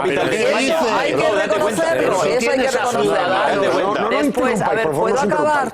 Exactamente, venga, por favor. Por otro lado, en tercer lugar, yo desconfío de cuando un político se pone nota y se la pone buena. Porque además, ella es verdad que no es de Podemos, pero bueno, está amparada por un partido que se llama Podemos y por eso está gobernando en el municipio de Madrid. Ellos permanentemente, cosa que me parece bien por otro lado, pedían explicaciones a los gobernantes de turno. Me parece muy bien que se pidan explicaciones y sobre todo le recriminaban que no fueran capaces de reconocer sus propios errores, que también me parece muy bien. Pero eso es absolutamente contradictorio con el hecho de que cuando tú llegas, alcanzas el poder, resulta que te pones un 8 y no se han puesto un 9 de milagro, porque lo del sobresaliente sonaba demasiado, ¿no? Un gobernante yo creo que no se puede conformar jamás. Y eso yo creo que es otro error más que tienen que sumar y tienen que revisarlo. Déjame que diga una cosa sobre los famosos 100 días, Maripau, porque esto de los 100 días, esto es muy español. Vamos a ver, en Estados Unidos a los primeros 100 días le consideran el periodo de acción máxima. Claro. Es decir, cuando tú llegas al gobierno, lo primero que tienes que hacer en los 100 primeros días, porque es lo más lejano a las próximas elecciones, es actuar rapidísimamente sobre lo más importante. Es decir, esto que estamos aquí diciendo, hay que permitirles 100 días, ¿y por qué no ya 200, o 300, o 1000 días? A un político no hay que permitirle ningún día de permiso. ¿Por qué no habéis dicho eso? ¿Por qué no habéis dicho eso con los ayuntamientos anteriores? La democracia es un régimen de opinión pública, y como la democracia es un régimen de opinión pública, la opinión pública se ejercita desde el primer día y sin ningún tipo de compasión. Porque cada día que pasa es un día en el que le están quitando dinero que pagan los contribuyentes para hacer sus funciones. Mira, seríamos muy injustos si dijéramos que esta señora Carmena y Colau y el Kichi, etcétera, etcétera, no han hecho nada. Porque han conseguido la increíble gesta de haber conseguido darle la vuelta al ritmo de crecimiento español. En estos momentos, Standard & Poor's, Merrill's Bank of America, el informe de BBVA, están alertando de que el principal riesgo político que tenemos en estos momentos en España es el cambio político a partir del 24M. Lo han conseguido en 100 días. ¿Yo 100 días de compasión y de mirar al infinito? Pero si en 100 días ya han conseguido fastidiar el ritmo de crecimiento español, ya han conseguido que se publiquen en las principales agencias con influencia en la bolsa norteamericana, han conseguido que se publique Bye Bye Barcelona, como han tenido que publicar por las barbaridades que ha soltado Ada Colau. No, pero sobre todo en 100 días, pero está por ver si efectivamente no han hecho una repercusión negativa económica. Eso de la teoría del miedo, eso es facilísimo. Si llegas a los ayuntamientos haciendo una enmienda a la totalidad a todo lo que se ha vivido anteriormente, a la clase política casta que ellos han definido y que ha venido gobernando esos ayuntamientos durante los últimos 30 años o 40, da igual, si tú haces esa enmienda a la totalidad, lo que te exigen tu votante y sobre todo aquellos que no te han votado, para ver, ¿y usted qué ofrece a cambio? ¿Usted qué alternativa representa y qué ofrece como alternativa a lo que hemos tenido anteriormente? Y en 100 días no ha habido absolutamente nada. Pero es que ni aquí, ni en Barcelona, ni en Cádiz, ni en Zaragoza, que yo sepa, en las ciudades gallegas. Hombre, por favor, lo digo por venir yo del mundo municipal y aparte de gobernar en coalición, en este caso el Partido Popular, y haber contado con nuestro apoyo, digamos, para el inicio.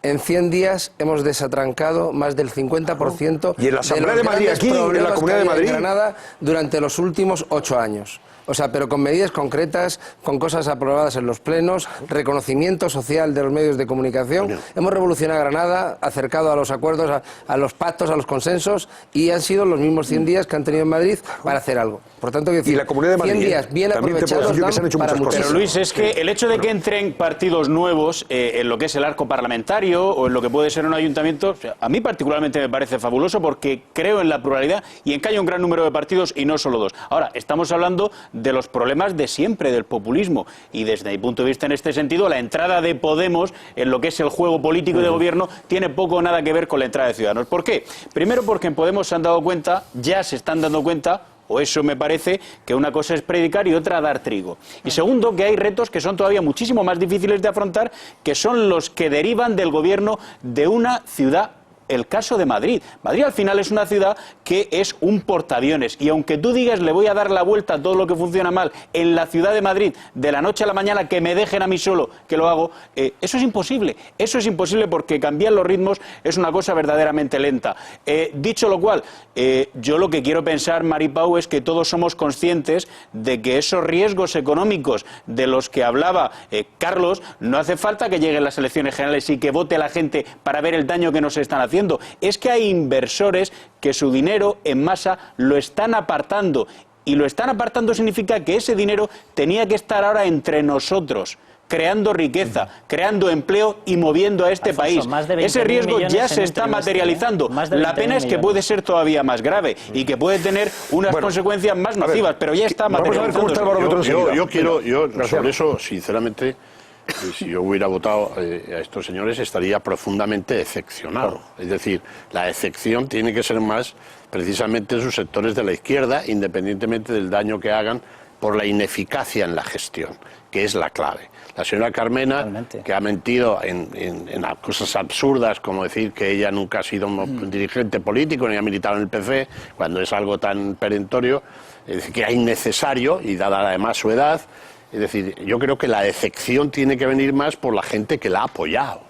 Es decir, porque, vuelvo a insistir, en el tema de los mendigos, ya sé que a muchos de estos que van de la tal les importa un rábano, a mí me importan mucho, entre otras cosas. Tú vives en el centro, porque aquello es patético, ver de gente normal, clase media, que hoy, antes de venir aquí, con un señor que estaba ahí en la calle Atocha, que era ejecutivo de una gran empresa de publicidad, que está viviendo en la calle, no han hecho absolutamente nada. Incluso su conservadurismo llega a tal punto que lo podemos ver con una chica tan joven como la señora Maestre, que por cierto ha cambiado de indumentaria de la noche a la mañana y ahí está tan mona y todas estas cosas, que parece de otro partido, de las nuevas generaciones de otro partido. Bueno, no creo que eso sea relevante, el cambio, ¿no, espera, no es relevante, es relevante todo. E incluso es relevante. Eso no es relevante. Es relevante el sentido. ¿Cómo va a ser relevante que se vista de otra manera? Por favor, déjame terminar. O sea, no me trates de buscar el número cambiado ya con el feminismo y estas cosas. Que respeto muchísimo.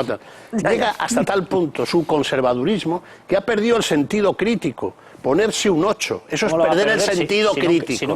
En eso estamos de acuerdo, lo he dicho yo antes. Oye, vamos a ver, Paula Sánchez, léenos algunos de los comentarios recibidos y cómo va ese barómetro. Y enseguida vamos a saludar a nuestro siguiente invitado. Es el abogado de Leopoldo López, el líder opositor venezolano que ha sido condenado a 14 años de cárcel prácticamente, y su mujer, Lilian Tintori, está hoy en Madrid y ha sido recibida por el presidente del gobierno, por Felipe González, por Pedro Sánchez, y vamos a escuchar cosas de las que se han dicho y él nos va a contar un poco cómo fue esa farsa o juicio, en fin, en un país donde la justicia no es independiente, ni mucho menos. Vamos a ver lo que están diciendo nuestros tuiteros de este tema, porque también están lanzados esta noche en la red social. Nos dice Hila, ahora mismo acaba de escribir, dice que ¿qué ha hecho Carmona en 100 días? Pues miren, irse de vacaciones a 4.000 euros la semana, irse a hacer propaganda de su libro Argentina. Victoria nos escribe, no se puede confiar en alguien que viene vendiendo proyectos que caducaron hace mucho tiempo y que no intenten disimularlo. Leemos el tuit de Chema, dice, imposible, son hipocresía, nepotismo y populismo en persona. También hay opiniones a favor, como por ejemplo la de Sara, dice, pues por supuesto que sí, confío en ellas. En quien no se puede confiar es en el PP, PSOE, CiU, Ciudadanos e Izquierda Unida. Y por último, leemos el de Domingo. Dice, no, No confío nada de nada, porque hacen políticas de empobrecimiento. Ahí tienen a Grecia como ejemplo. Y hasta ahora el barómetro, pueden ustedes seguir votando, pero tenemos que gana el no, la desconfianza, en este caso hacia estas dos alcaldesas, con un 58% frente a un casi 42% de ustedes que sí que confían. Lidia Tintori está en Madrid, está en la capital de España para denunciar la represión del régimen de Nicolás Maduro contra la oposición y singularmente ante la burla que fue el juicio y posterior sentencia de su esposo condenado a casi 14 años de cárcel, como saben. Me refiero a Leopoldo López. Se ha reunido con el presidente del gobierno, Mariano Rajoy, también con Pedro Sánchez y ha estado acompañada de Felipe González, que como ella todos han criticado las miserables declaraciones de gente como Monedero, gente como Iglesias, como esta portavoz de Podemos en Andalucía, Teresa Rodríguez, apoyando al régimen fascista venezolano. Oigan y vean todo esto. Que estas declaraciones de Monedero son exactamente lo mismo que hace Susana Barreiros, que fue la jueza que condenó a Leopoldo. Obedecen a la misma orden política. Los líderes que necesitamos en el mundo no pueden ser tibios.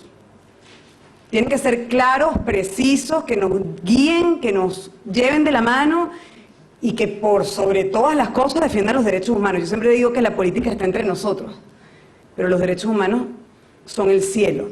Primero, la defensa de los derechos humanos. Que el juicio a Leopoldo López y a los demás, como todos en general, son una burla a cualquier sentido de la justicia independiente, no digo ya democrática, una auténtica burla al derecho a la defensa, a lo que se llama en América Latina el debido proceso.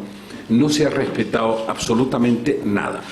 Me parecen miserables las declaraciones de aquellos responsables políticos que están intentando equiparar y justificar la condena y la prisión de personas que lo que quieren y aman es la libertad y la democracia en su pueblo como es Venezuela. A mí me parecen miserables las declaraciones de algunos dirigentes de Podemos y en consecuencia lo que le pido a los máximos dirigentes de Podemos es que pidan disculpas y que públicamente se retracten todos aquellos que han intentado justificar la prisión a personas que por sus ideas políticas lo único que están haciendo es luchar por una Venezuela libre, por una Venezuela democrática y por una Venezuela donde no haya presos políticos. Juan Carlos Gutiérrez es el abogado de Leopoldo López. Él ha asistido a Leopoldo López en esa farsa, en ese juicio que ha terminado, como saben, con una condena de casi 14 años de cárcel. Buenas noches, letrado. Buenas noches, ¿qué tal? Gusto en saludarle.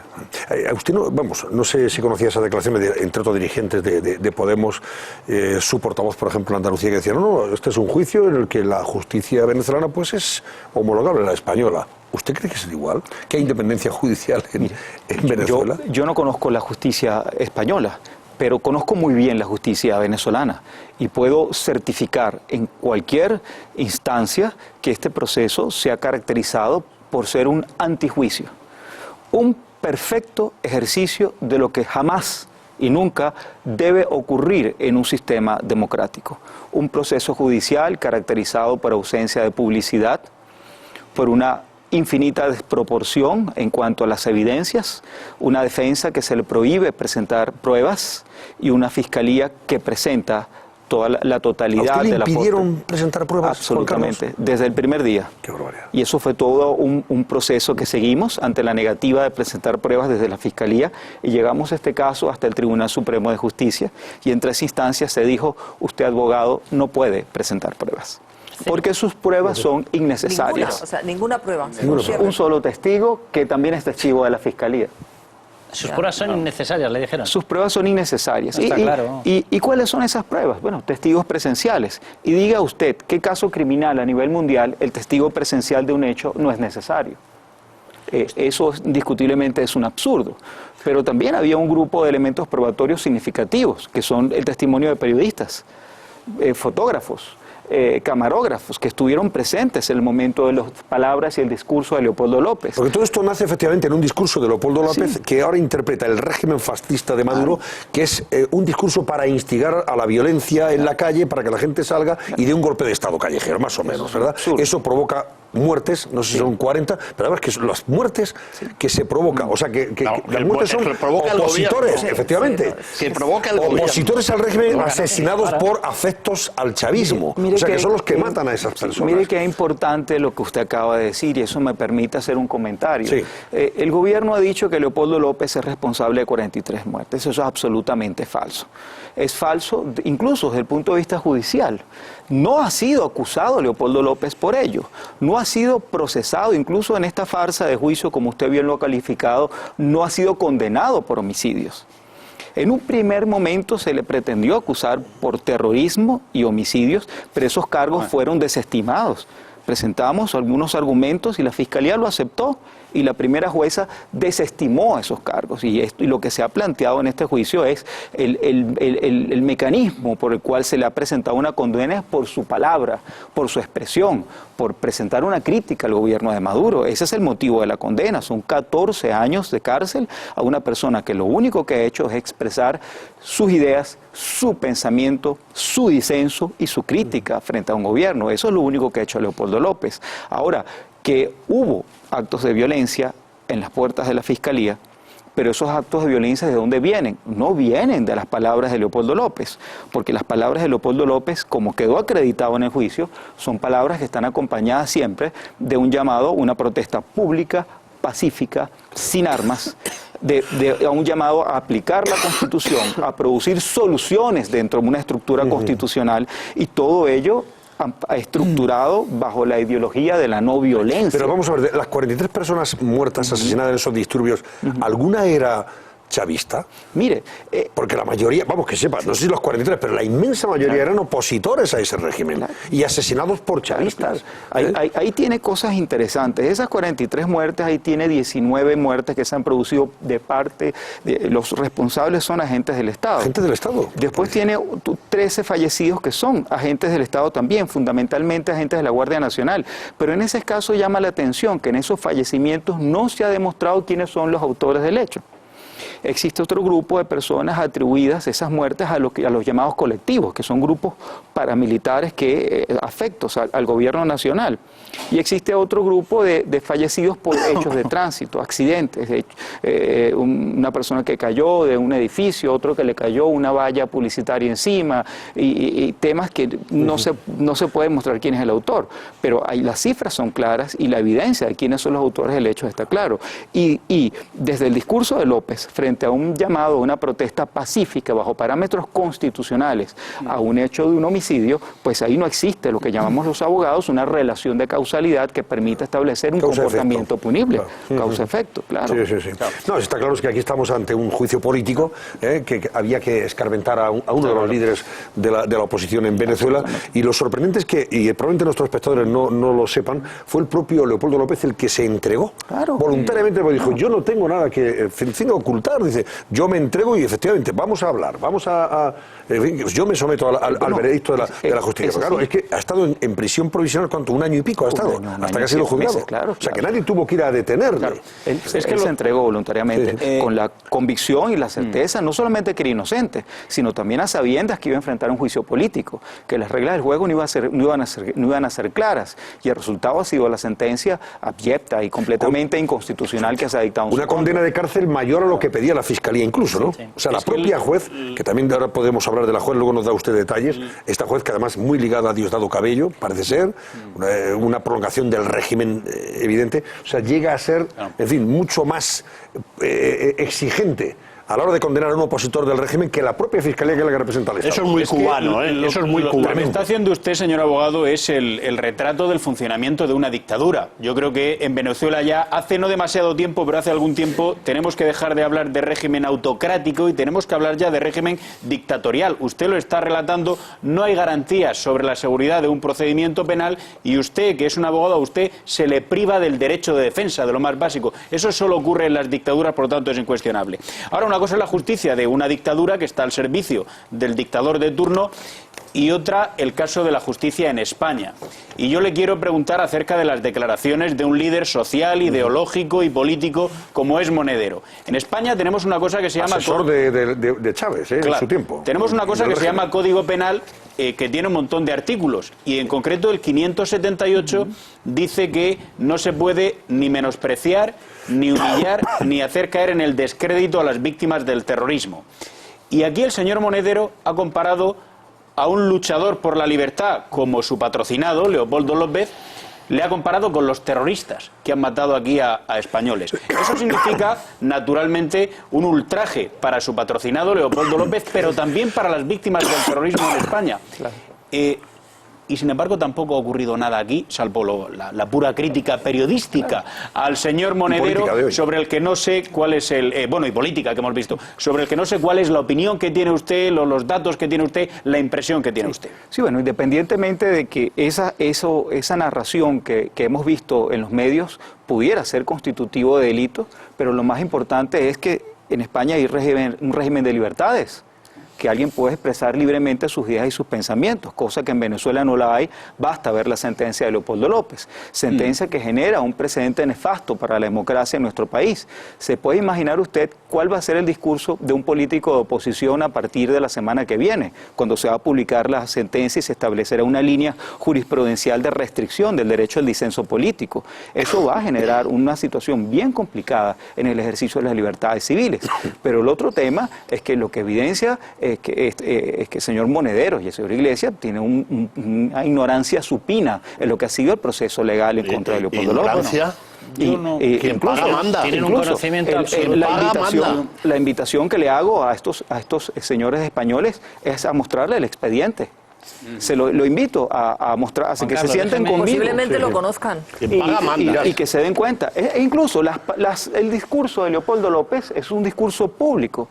Las expresiones, sus ideas, sus propuestas están en YouTube, están en su línea de tiempo de Twitter. Ahora, mirad quién condena, que es muy interesante. Hay un artículo en Libertad Digital, y incluye la foto, sobre la jueza que condena a Leopoldo López. Esta señora se llama Susana Barreiro, ¿verdad?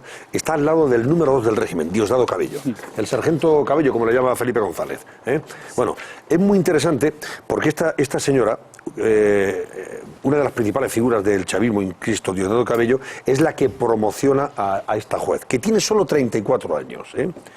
Se ha contado que esta señora llega a este cargo de juez y además, en este caso, bueno, pues se apunta evidentemente por el régimen como una de las magistradas que tiene que juzgar este tipo de situaciones, porque en 2010 se la designó como sustituta de otra juez, María Lourdes Afiuni. Es una historia tremenda. Esta juez es la única que sí ejerció de forma independiente su profesión de magistrada y no condenó a un opositor y fue repudiada, y nunca mejor dicho, y perseguida por el régimen chavista en 2010 y fue encarcelada. Chávez pidió, incluso la llamó bandida por no haber encarcelado a aquel opositor.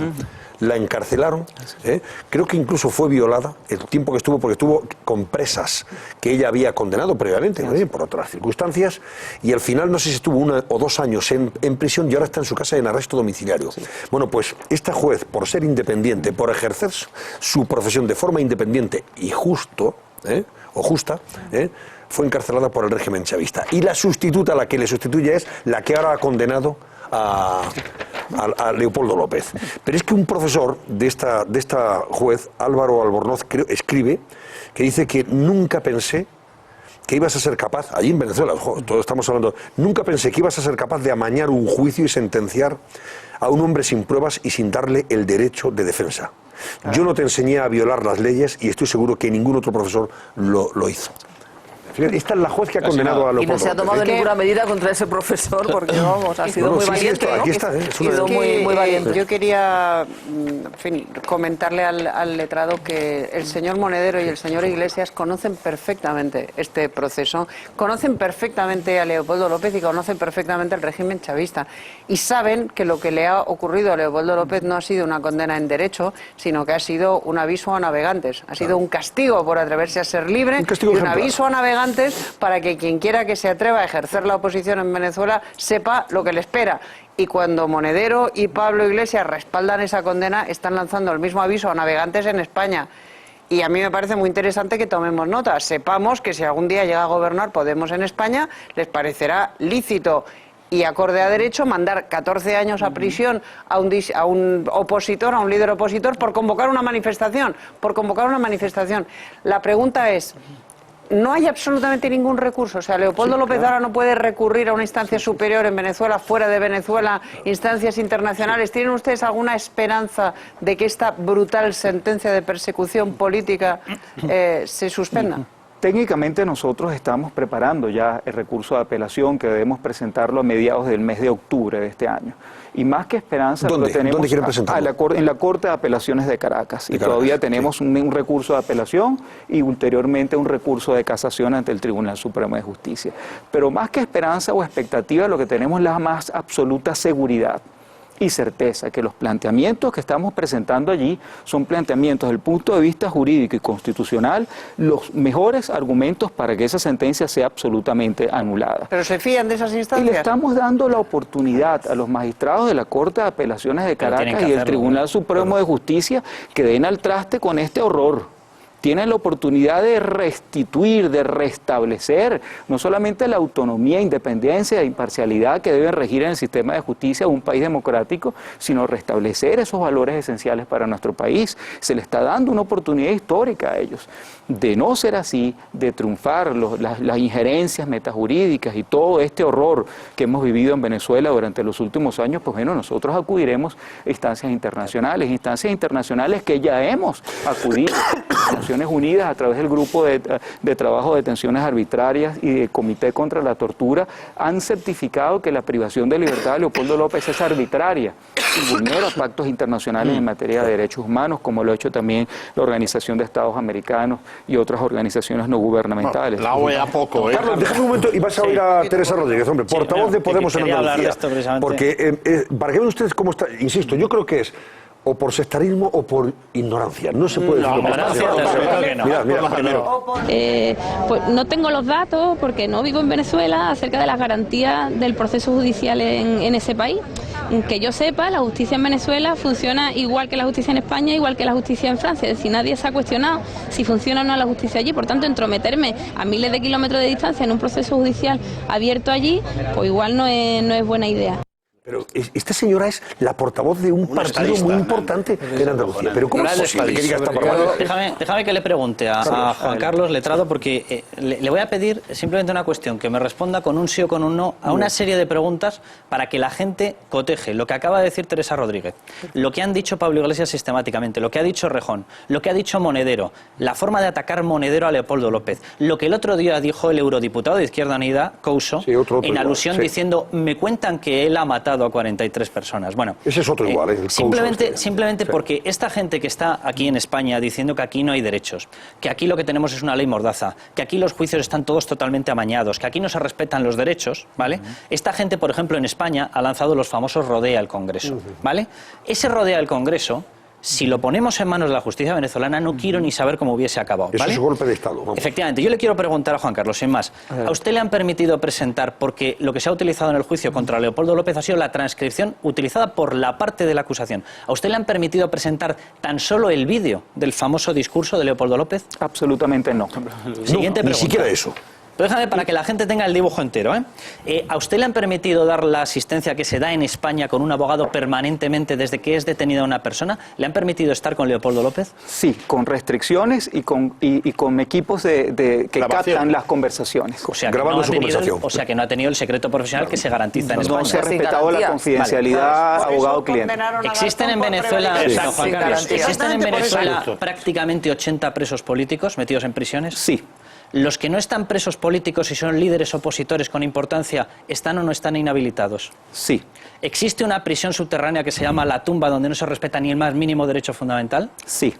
¿Existe en el caso de Venezuela, o ha existido a lo largo de todo este tiempo, un historial interminable de cierre de medios que eran contrarios a la línea del gobierno? Absolutamente sí. Vale. O sea, con todo esto, que una persona como Teresa Rodríguez esté diciendo que España no es una democracia y que Venezuela es el paradigma de los derechos, que salga Couso desde el Parlamento Europeo, donde se han evitado 2 pronunciamientos en defensa de los opositores democráticos en Venezuela. Ellos, Izquierda Unida, Podemos. Que esa gente esté diciendo que en España no hay democracia y que Venezuela es el ejemplo de la democracia, como dijo Pablo Iglesias, que le produce envidia a aquel régimen dictatorial, de verdad que es deleznable. O sea, yo de verdad que me quito el sombrero ante todos ustedes, ante Lilian Tintori, que es increíble la labor que está haciendo, ante todos ellos, ante Michi Capriles, ante todas las personas que están sufriendo en estos momentos lo que están sufriendo. Ahora, me parece increíble que esta gente de Podemos venga aquí a darnos carnés de demócrata, lecciones de democracia, cuando son incapaces de reconocer que se está torturando. Bueno, las palabras que yo digo de tortura, etcétera, etcétera.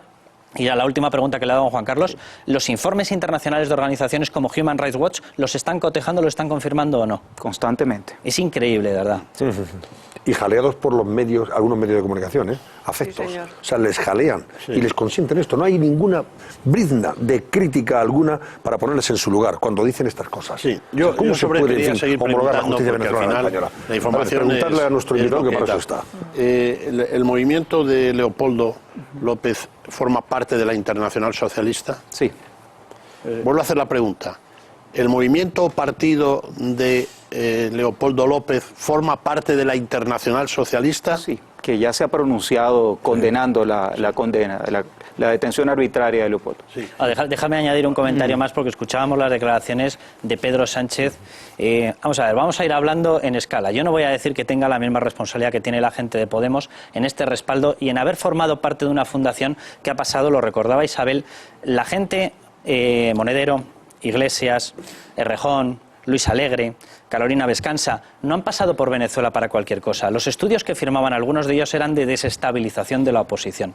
O sea, parte de la asesoría que han hecho forma parte de lo que estamos viendo. ¿Qué cobraban? ¿Vale? La persona de Pedro Sánchez, que sale con Lilian Tintori, persona por la cual más respeto no puedo tener, Lilian Tintori, obviamente, que Pedro Sánchez salga al lado, hacerse la fotografía con Lilian Tintori, cuando en estos momentos en España Podemos no sería absolutamente nada si un señor llamado Pedro Sánchez, que les ha abierto la puerta de todos los principales ayuntamientos y de las comunidades autónomas en las que gobierna él, a cambio de cambiar cromos con Podemos, que se saque la foto con Lilian Tintori, me parece de un cinismo tan grave que le retrata directamente a este señor como supuesto aspirante a nuestra presidencia al gobierno. Me parece increíble que Pedro Sánchez se saque la foto con la mujer de una persona que tiene a su marido metido en prisión, o va a tenerlo 13 años por un dictador, y que tenga las narices de salir públicamente a decir: no, yo me compadezco, yo condeno. ¿Usted condena? Levante automáticamente todo el respaldo que le ha dado ahora a Madrid, a Barcelona en común, en el Ayuntamiento de Badalona, en todos los ayuntamientos, en la Comunidad Autónoma de Castilla-La Mancha, en la Comunidad Autónoma de Extremadura, en la Comunidad Autónoma de Valencia. Aragón. Levante inmediatamente todo el respaldo que tiene con Podemos, y si no, no vuelva a sacarse una fotografía de esta mujer. Ojo al aviso a navegantes que supone esto, que Pablo Iglesias, que se emociona cuando ve cómo la turba apalea a un policía caído en el suelo, le llame a Leopoldo López extremista. Sí.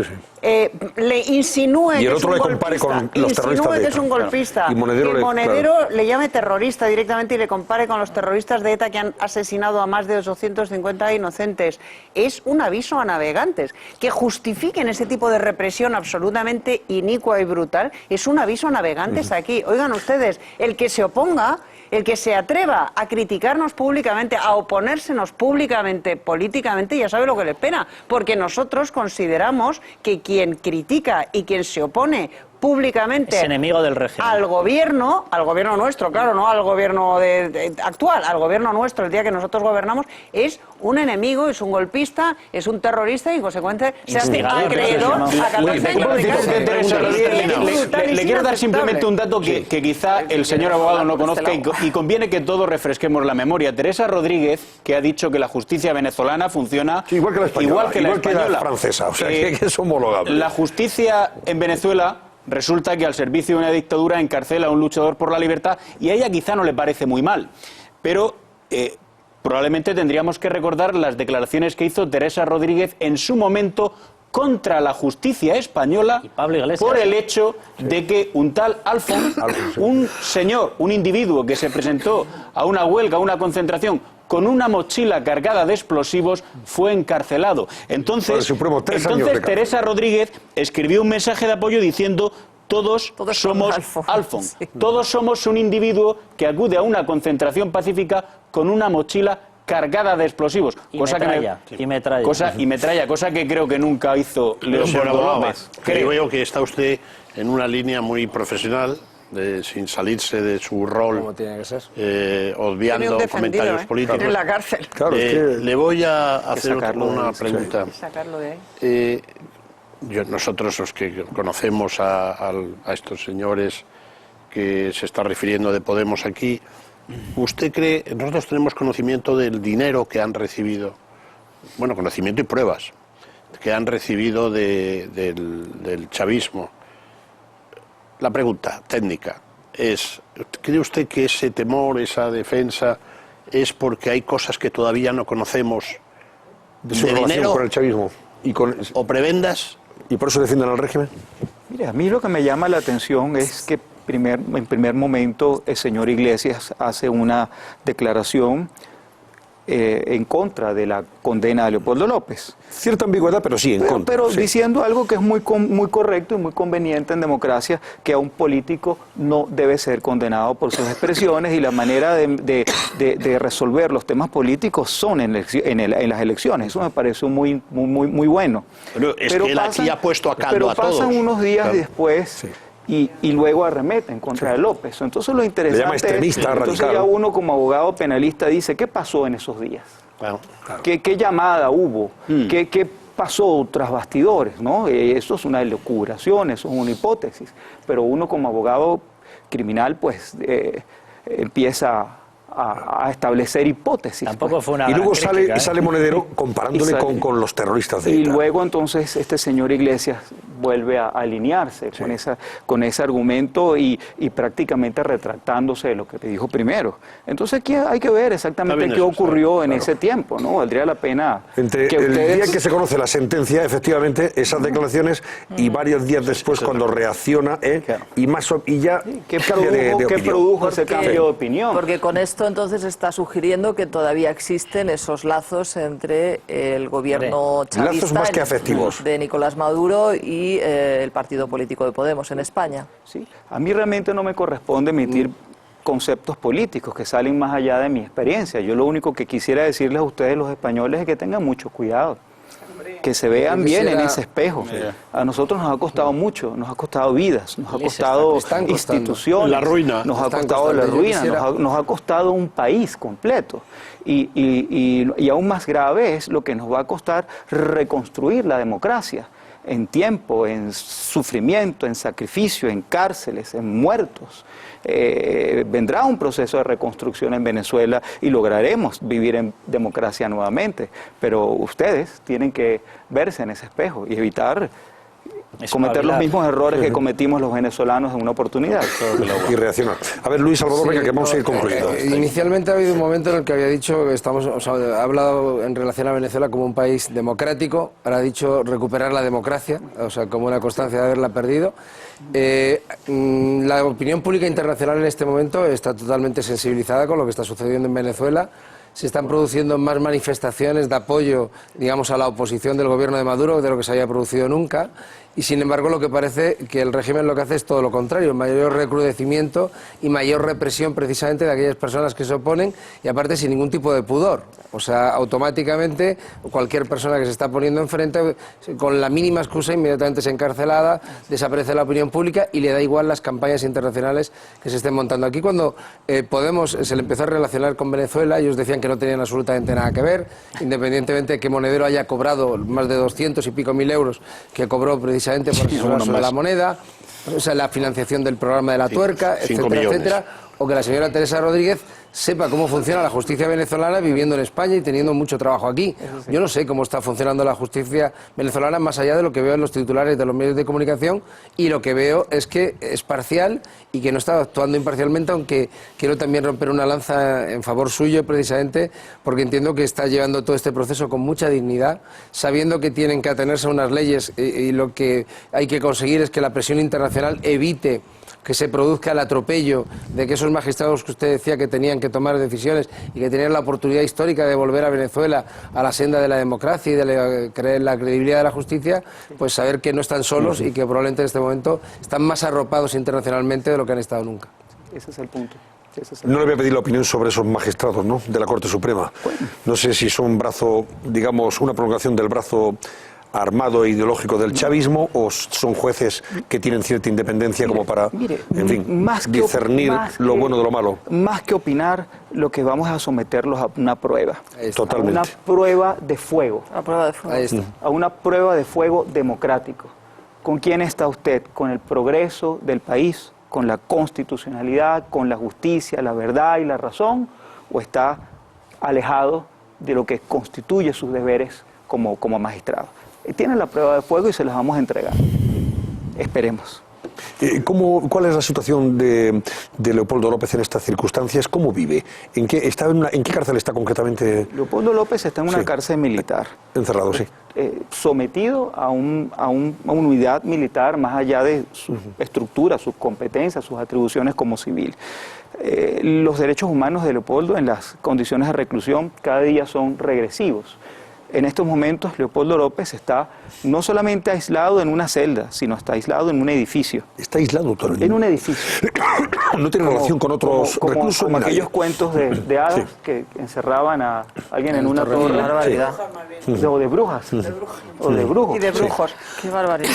¿Y está aislado, no tiene contacto con otros reclusos? Absolutamente no. ¿Tiene posibilidad de leer, de hacer algo? Le dan unas horas de lectura, pero no puede leer de noche. A partir de las 8 de la noche le quitan la luz, le quitan la energía eléctrica y no puede leer ni la Biblia, y hasta la mañana que tiene la luz del sol. Y constantemente está sometido a esas restricciones. ¿Y el régimen de visitas que tiene usted puede ir? Yo le visito de lunes a jueves durante una hora en conversaciones que no son confidenciales. Sí, porque lo están grabando. Afectan el derecho a la defensa y luego su esposa y su señora madre y sus hijos pueden verle siempre y cuando no le impongan una sanción disciplinaria. El año pasado estuvo durante 8 meses castigado, durante 8 meses aislado, sin posibilidad de tener contacto. Ahí tienen una imagen de la celda de Leopoldo López. Y dígame una cosa. Qué barbaridad. Don Juan Carlos, bueno, esto es cuando estaba todavía en prisión preventiva. Sí. Antes de ser Pero está en el mismo sitio, está en el mismo lugar, solo que le han cambiado de celda, ahora está en otra celda un poco más pequeña. ¿Las condiciones de otros presos políticos son similares a las de Leopoldo López? Son similares a las de Leopoldo López. Antonio Ledesma está en su casa, afortunadamente. El alcalde Ceballos está en su casa, afortunadamente. Y otros jóvenes que están detenidos durante algún tiempo están en la tumba del SEBIN o están hacinados en unas cárceles, están enfermos y no se les da asistencia médica. Lo más importante de todo esto es que Leopoldo tiene una gran fortaleza espiritual, una gran fortaleza física y una gran fortaleza intelectual que le ha permitido mantenerse sólido. Y ahora mismo, después de recibir la condena, su estado de ánimo, su reacción, me imagino que sería venirse el mundo encima. No, la reacción fue, Juan, estamos esperando y preparados para esto. Esto no es sorpresivo, esto no nos afecta y seguimos adelante, cada quien con sus funciones. Déjame que haga una aclaración porque lo que está describiendo Juan Carlos, lo que estamos viviendo ahí es una mascarada judicial. Vamos a ver, lo que están haciendo es exhibir todos los signos externos que permiten que gente como Pablo Iglesias, como Teresa Rodríguez digan que allí existe justicia. Por eso al señor don Juan Carlos le dejan entrar, pero le graban. Por eso le dejan hacer como que va a asesorarle, pero le están grabando las conversaciones. Por eso hay veces que dejan entrar a la familia, para que ninguno podamos decir que no está teniendo acceso a no sé qué, pero se guardan la potestad de sancionarle cuando les da la gana. El objetivo que ellos tienen, por eso han sacado a algunos de los opositores que los han llevado con arresto domiciliario a su casa. O sea, lo que están haciendo ahí es una mascarada judicial. Y lo que buscan es una cosa tan sencilla como desestabilizar por completo cualquier atisbo de oposición. Es decir, es posiblemente el ataque más ruin que se puede hacer a una democracia el que estamos viendo en Venezuela. Permiten los signos externos para que se pueda discutir internacionalmente que sí que hay algo de democracia, pero la la desestabilizan hasta el máximo. ¿Y cómo lo hacen? Consiguiendo sembrar la sensación de que cualquier persona que arrope a los demócratas, que arrope a los opositores, va a tener el mismo trato. Tenemos españoles que han acudido a esas manifestaciones. A unos de ellos los llevaron a esa prisión, a la famosa prisión de la tumba. A unos de ellos les violaron directamente con el cañón de una ametralladora. Es decir, esos son casos que han conseguido venir aquí, que los han contado. Tenemos gente, periodistas, que han salido de Venezuela y que no se atreven a volver. Es decir, lo que están haciendo ellos es generar el miedo y el pánico entre quienes quieren desafiar a los amigos de Podemos. Eso es lo que están haciendo allá. Es decir, lo que nos está describiendo don Juan Carlos es lo más triste, cuando tú generas una imagen para conseguir desestabilizar todo el sistema democrático bajo esa apariencia. Bueno, don Juan Carlos, ha sido un placer recibirle en este blog. Ojalá que la próxima vez que tengamos la oportunidad de charlar sea para felicitarnos por la libertad de Leopoldo López. Ojalá que lo consiga usted. Quien está aquí sea Leopoldo López, libre. Y por supuesto que sí. Nuestro ánimo, nuestro apoyo, nuestra admiración y nuestra fuerza. Y a Lilian Tintori, a su esposa también, por supuesto. Se marchan mañana, vuelve mañana a Caracas, ¿no? Seguimos. Hay mucho que hacer ahí en Venezuela. ¿No hay colegio de abogados? Sí, sí existe. ¿Y? Se han pronunciado ya. En contra. En contra. Lógicamente de esta farsa, de esta payasada. Bueno, pues muchísimas gracias, don Juan Carlos Gutiérrez, abogado de Leopoldo López. Vamos a hacer una pausa y ya tengo los periódicos de mañana y algunas cosas más interesantes. Van a ver las portadas y algunos titulares que merece la pena que ustedes conozcan y que nosotros comentemos. Pero antes un consejito de... Sabéis que hay una concejala de Ciudadanos en el Ayuntamiento sevillano de Castilleja de la Cuesta, Carmen López se llama, esta joven que vive en Chicago, se traslada a Chicago porque a su marido, al parecer, sale un trabajo en esta ciudad, en esta capital norteamericana, y ella no ha tenido otra ocurrencia que pedirle por escrito al Ayuntamiento de Castilleja de la Cuesta que, hombre, que ella quiere seguir siendo concejal o concejala y que lo lógico es que cada vez que haya un pleno que ella crea que debe venir porque tiene que intervenir, que se lo paguen el viaje a 6.000 kilómetros de distancia, ella coge su avioncico y se viene a Castilleja de la Cuesta desde Chicago, faltaría más. Y esto, vamos, esto es Luis Salvador, que gente se ha colado. Esto probablemente si hubiera pasado en otro partido no sería ni noticia. ¿Cómo sería? ¿Cómo no sería? Le llueven las, la del pulpo le da. Claro, Antonio, por esto se puede demostrar que este es un partido serio, que inmediatamente le ha abierto un expediente, que se le ha invitado a irse, que se ha pedido que corra la lista y que nos parece una absoluta inoportunidad por dejarlo en excentricidad. Pero este es un partido serio.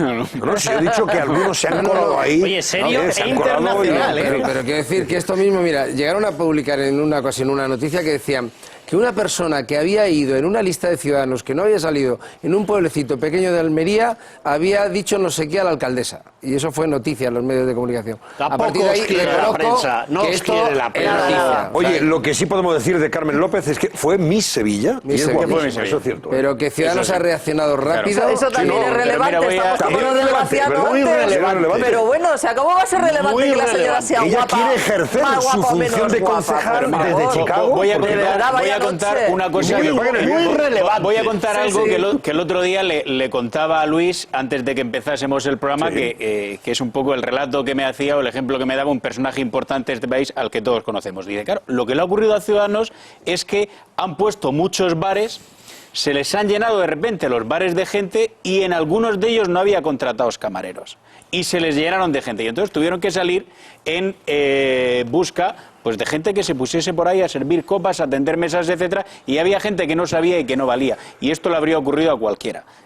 Pues ese es un poco el ejemplo. Pues esta era una de ellas a las que tuvieron que buscar en la calle para que atendiese las mesas. Has visto que tenemos una política de recursos humanos fantástica. Porque cada situación rara que se está dando, deja de darse automáticamente, el partido reacciona y actúa. Yo particularmente creo que en tan poco tiempo era difícil hacerlo mejor, Luis. En tan poco tiempo era difícil hacerlo mejor. Andalucía se resiste un poco más. Hubo concejales que se saltaron las normas y llegaron a acuerdos que no estaban autorizados por la organización y automáticamente el partido quitó, digamos, el expediente y fuera. Que te diga una cosa. Ha salido algún verso suelto, en Toledo ha salido un verso suelto también, en la Diputación. Luis, con todo afecto, mira. Nuestro amigo mientras no nos salgan corruptos como le salen a los demás, todavía estamos bien. Sí, eso es, mira, desde la restauración democrática, que hace ya 40 años que sucedió, y aquí hay por lo menos 2, 3 que hemos vivido esa etapa, no conocemos nunca un partido político que ha sido saludado con tanto afecto, efusividad y gozo como Ciudadanos por los medios de comunicación en general. Ni uno. Ni uno. O sea que ahora os tocará también la dolorosa de vez en cuando. Bueno, nosotros no nos quejamos como Carmena, ¿eh? O sea, por eso digo.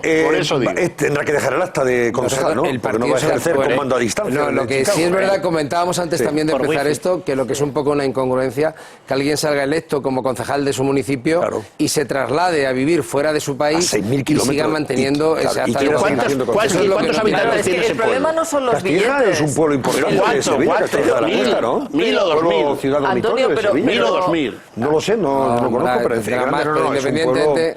El tema que el dinero es doloroso es que cómo puede ser concejal alguien que vive en otro continente para atender los problemas. El problema no es que asista o no asista a los plenos. Ella tenía que haber dejado el acta, vamos. Es una persona, claro, ¿qué pasa? Que se supone que no va a trabajar, solo va a venir a los plenos, que además hay que pagárselo, pero el resto del tiempo está acompañando al marido en Chicago o donde sea, mientras sigue cobrando del Ayuntamiento de Castilleja de la Cuesta. Hombre, ya está bien.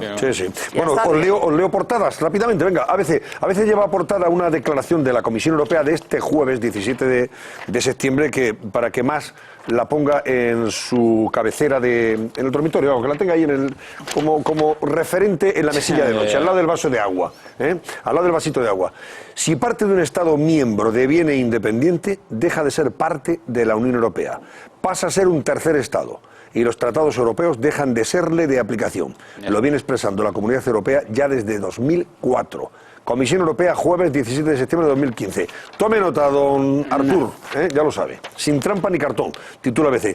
En su página de titulares, declaraciones de José Manuel García Margallo, el ministro de Exteriores: debatiré con Junqueras porque no puedo seguir en silencio. Lo que más me preocupa y me preocupará es la unidad de España. También habla de Felipe González, que ha atacado a Podemos por su apoyo a Nicolás Maduro, y Pedro Sánchez, que los ha calificado de miserables a los dirigentes de Podemos. Pero en fin, ahí sigue gobernando en muchos ayuntamientos y algunas comunidades con ellos. Con miserables, por lo visto. Sí. Vamos con El País, que lleva portada la Generalitat, reclama a las embajadas apoyo para la secesión. Fíjate lo que está haciendo más, moviéndose por ahí para que... A las embajadas españolas. Será a las embajadas suyas, sí, porque me temo que a tenor de la respuesta que está recibiendo, ese tema es gravísimo, poco puede hacer. Porque la acción exterior que está llevando a cabo la Generalitat la está desarrollando con dinero que llega de todos los españoles allí. Y lleva haciéndolo y manteniendo su supuesta representación exterior durante todo este tiempo. Y hay informes en los que se habla de 200 millones de euros detraídos de políticas de sanidad, educación, servicios sociales, etcétera, etcétera, para este tipo de historias. La falsedad que incluyen, porque es una retahíla de mentiras, de falsedades, de imposturas. Cataluña fue absorbida por España en contra de su voluntad. Eso dice uno de los 20 mensajes que se han enviado en un año a estas embajadas. Si no existía como nación, ¿cómo va a ser absorbida por nadie en contra de su voluntad? Antonio, permíteme un segundo que estará de acuerdo. Con ello tenemos que valorar a uno de los grandes de la selección española de básquet, catalán, para más señas, Pau Gasol. Gasol gana a Francia. Así lo titula El País. La memorable actuación del pívot ante los anfitriones lleva a España a la final del Eurobásquet y a los Juegos Olímpicos de Río 2016, que ya se ha clasificado. Fíjate el jurado de los premios Príncipe de Asturias, si sabía que iba a ganar, iba a ser una estrella, que ya se lo dieron hace 3 meses. Sí, señor. Pero es un orgullo para España, Pau Gasol. Pero permíteme, Antonio, que hemos pasado en un tema capital, y como está aquí un político que estará de acuerdo, el gobierno ha hecho un trabajo magnífico aislando internacionalmente a Mas y los secesionistas.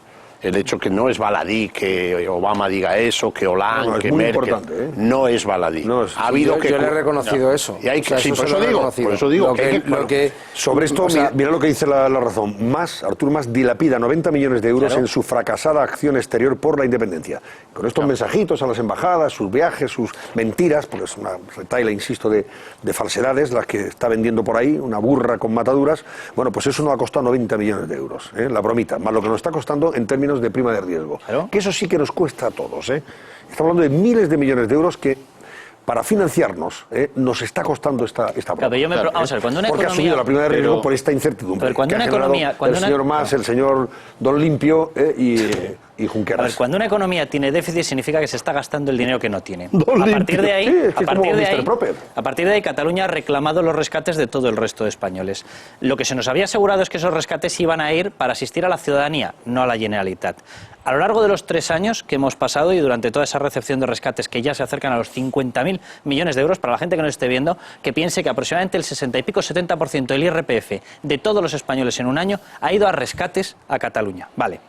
A partir de ahí, si han conseguido destinar este dinero por encima de ese equilibrio presupuestario y saltándose los límites de déficit, significa que sí o sí han estado trasladando dinero del que deberían haber utilizado para sus servicios de sanidad, de educación, para sus escuelas, para sus universidades, para sus hospitales, lo han destinado a esto. Claro, mi pregunta es, ¿cómo puede haber sido que hayamos estado durante 3 años todos pagando dinero para unos rescates en los cuales este señor utilizaba dinero de todos los españoles para hacer una labor en contra de los intereses de España? Y a mí me gustaría que alguien me contestase esa pregunta. O sea, ¿cómo puede ser que haya ocurrido este tipo de cosas? Porque la reacción tendría que haber venido antes. Y se tendría que haber parado el envío de determinadas partidas de dinero allí. Mira lo que dice El Mundo, también coincide con ese titular. Artur Mas usa dinero público para apoyar en Europa a Juntos por el Sí, su candidatura. El Servicio Exterior de la Generalitat defiende el plebiscito y promociona la coalición ante los parlamentos de la Unión Europea como única opción al 27 de septiembre. La Junta Electoral, por cierto, ha condenado a TV3, la muy sectaria televisión autonómica catalana, por la cobertura de la Diada.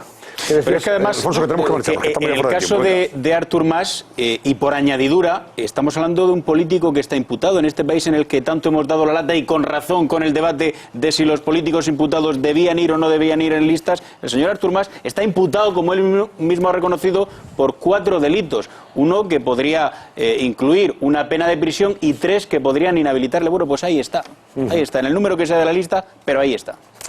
Bueno, pues lo vamos a dejar aquí de momento, porque esto no acaba aquí. Sí vamos a felicitar, por cierto, a don Juan Roch, que es como saben, el presidente de Mercadona, que hoy ha presentado en Valencia Marina de Empresas, y en sus propias palabras, Marina de Empresas es una fábrica de empresas, de empresarios y de directivos, o sea, de emprendedores, que reúne en un solo espacio un centro universitario de formación para formar a jóvenes que quieren ser empresarios, una incubadora de negocio y una sociedad que invierte en proyectos para consolidarlos. Hoy se empieza a hacer realidad, ha dicho Juan Roch, uno de mis sueños, que es ayudar a otros emprendedores a alcanzar los suyos, para ponerles en suerte ese camino tan importante de generación de empleo y de riqueza para España, en este caso. Y ha dicho una cosa que es muy importante, dice, porque esto le cuesta 30 y tantos millones de euros, esta historia, que la saca, lógicamente, de sus beneficios, de esa buena gestión que lleva a cabo en Mercadona. Y él ha dicho, hay quien cree que cuando se va al otro mundo se lleva su dinero. Y es verdad, algunos se creen que cuando se van al otro mundo van con la faltriquera. Pues no, Carlitos, déjela aquí y póngala al servicio de todos y del bienestar. Carlitos, toma nota. Enhorabuena, don Juan Roch. Por supuesto que se va a ir con la colección del Algidol, que salimos de aquí.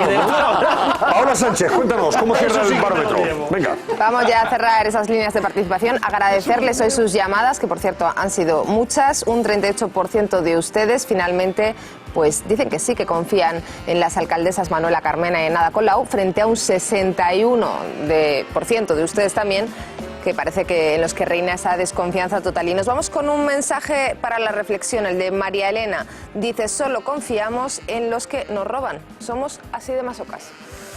Pues muchísimas gracias por la atención que nos han prestado. Gracias, y ahora les dejo con Detrás de la Verdad, con el equipo de Detrás de la Verdad, con Patricia Betancor.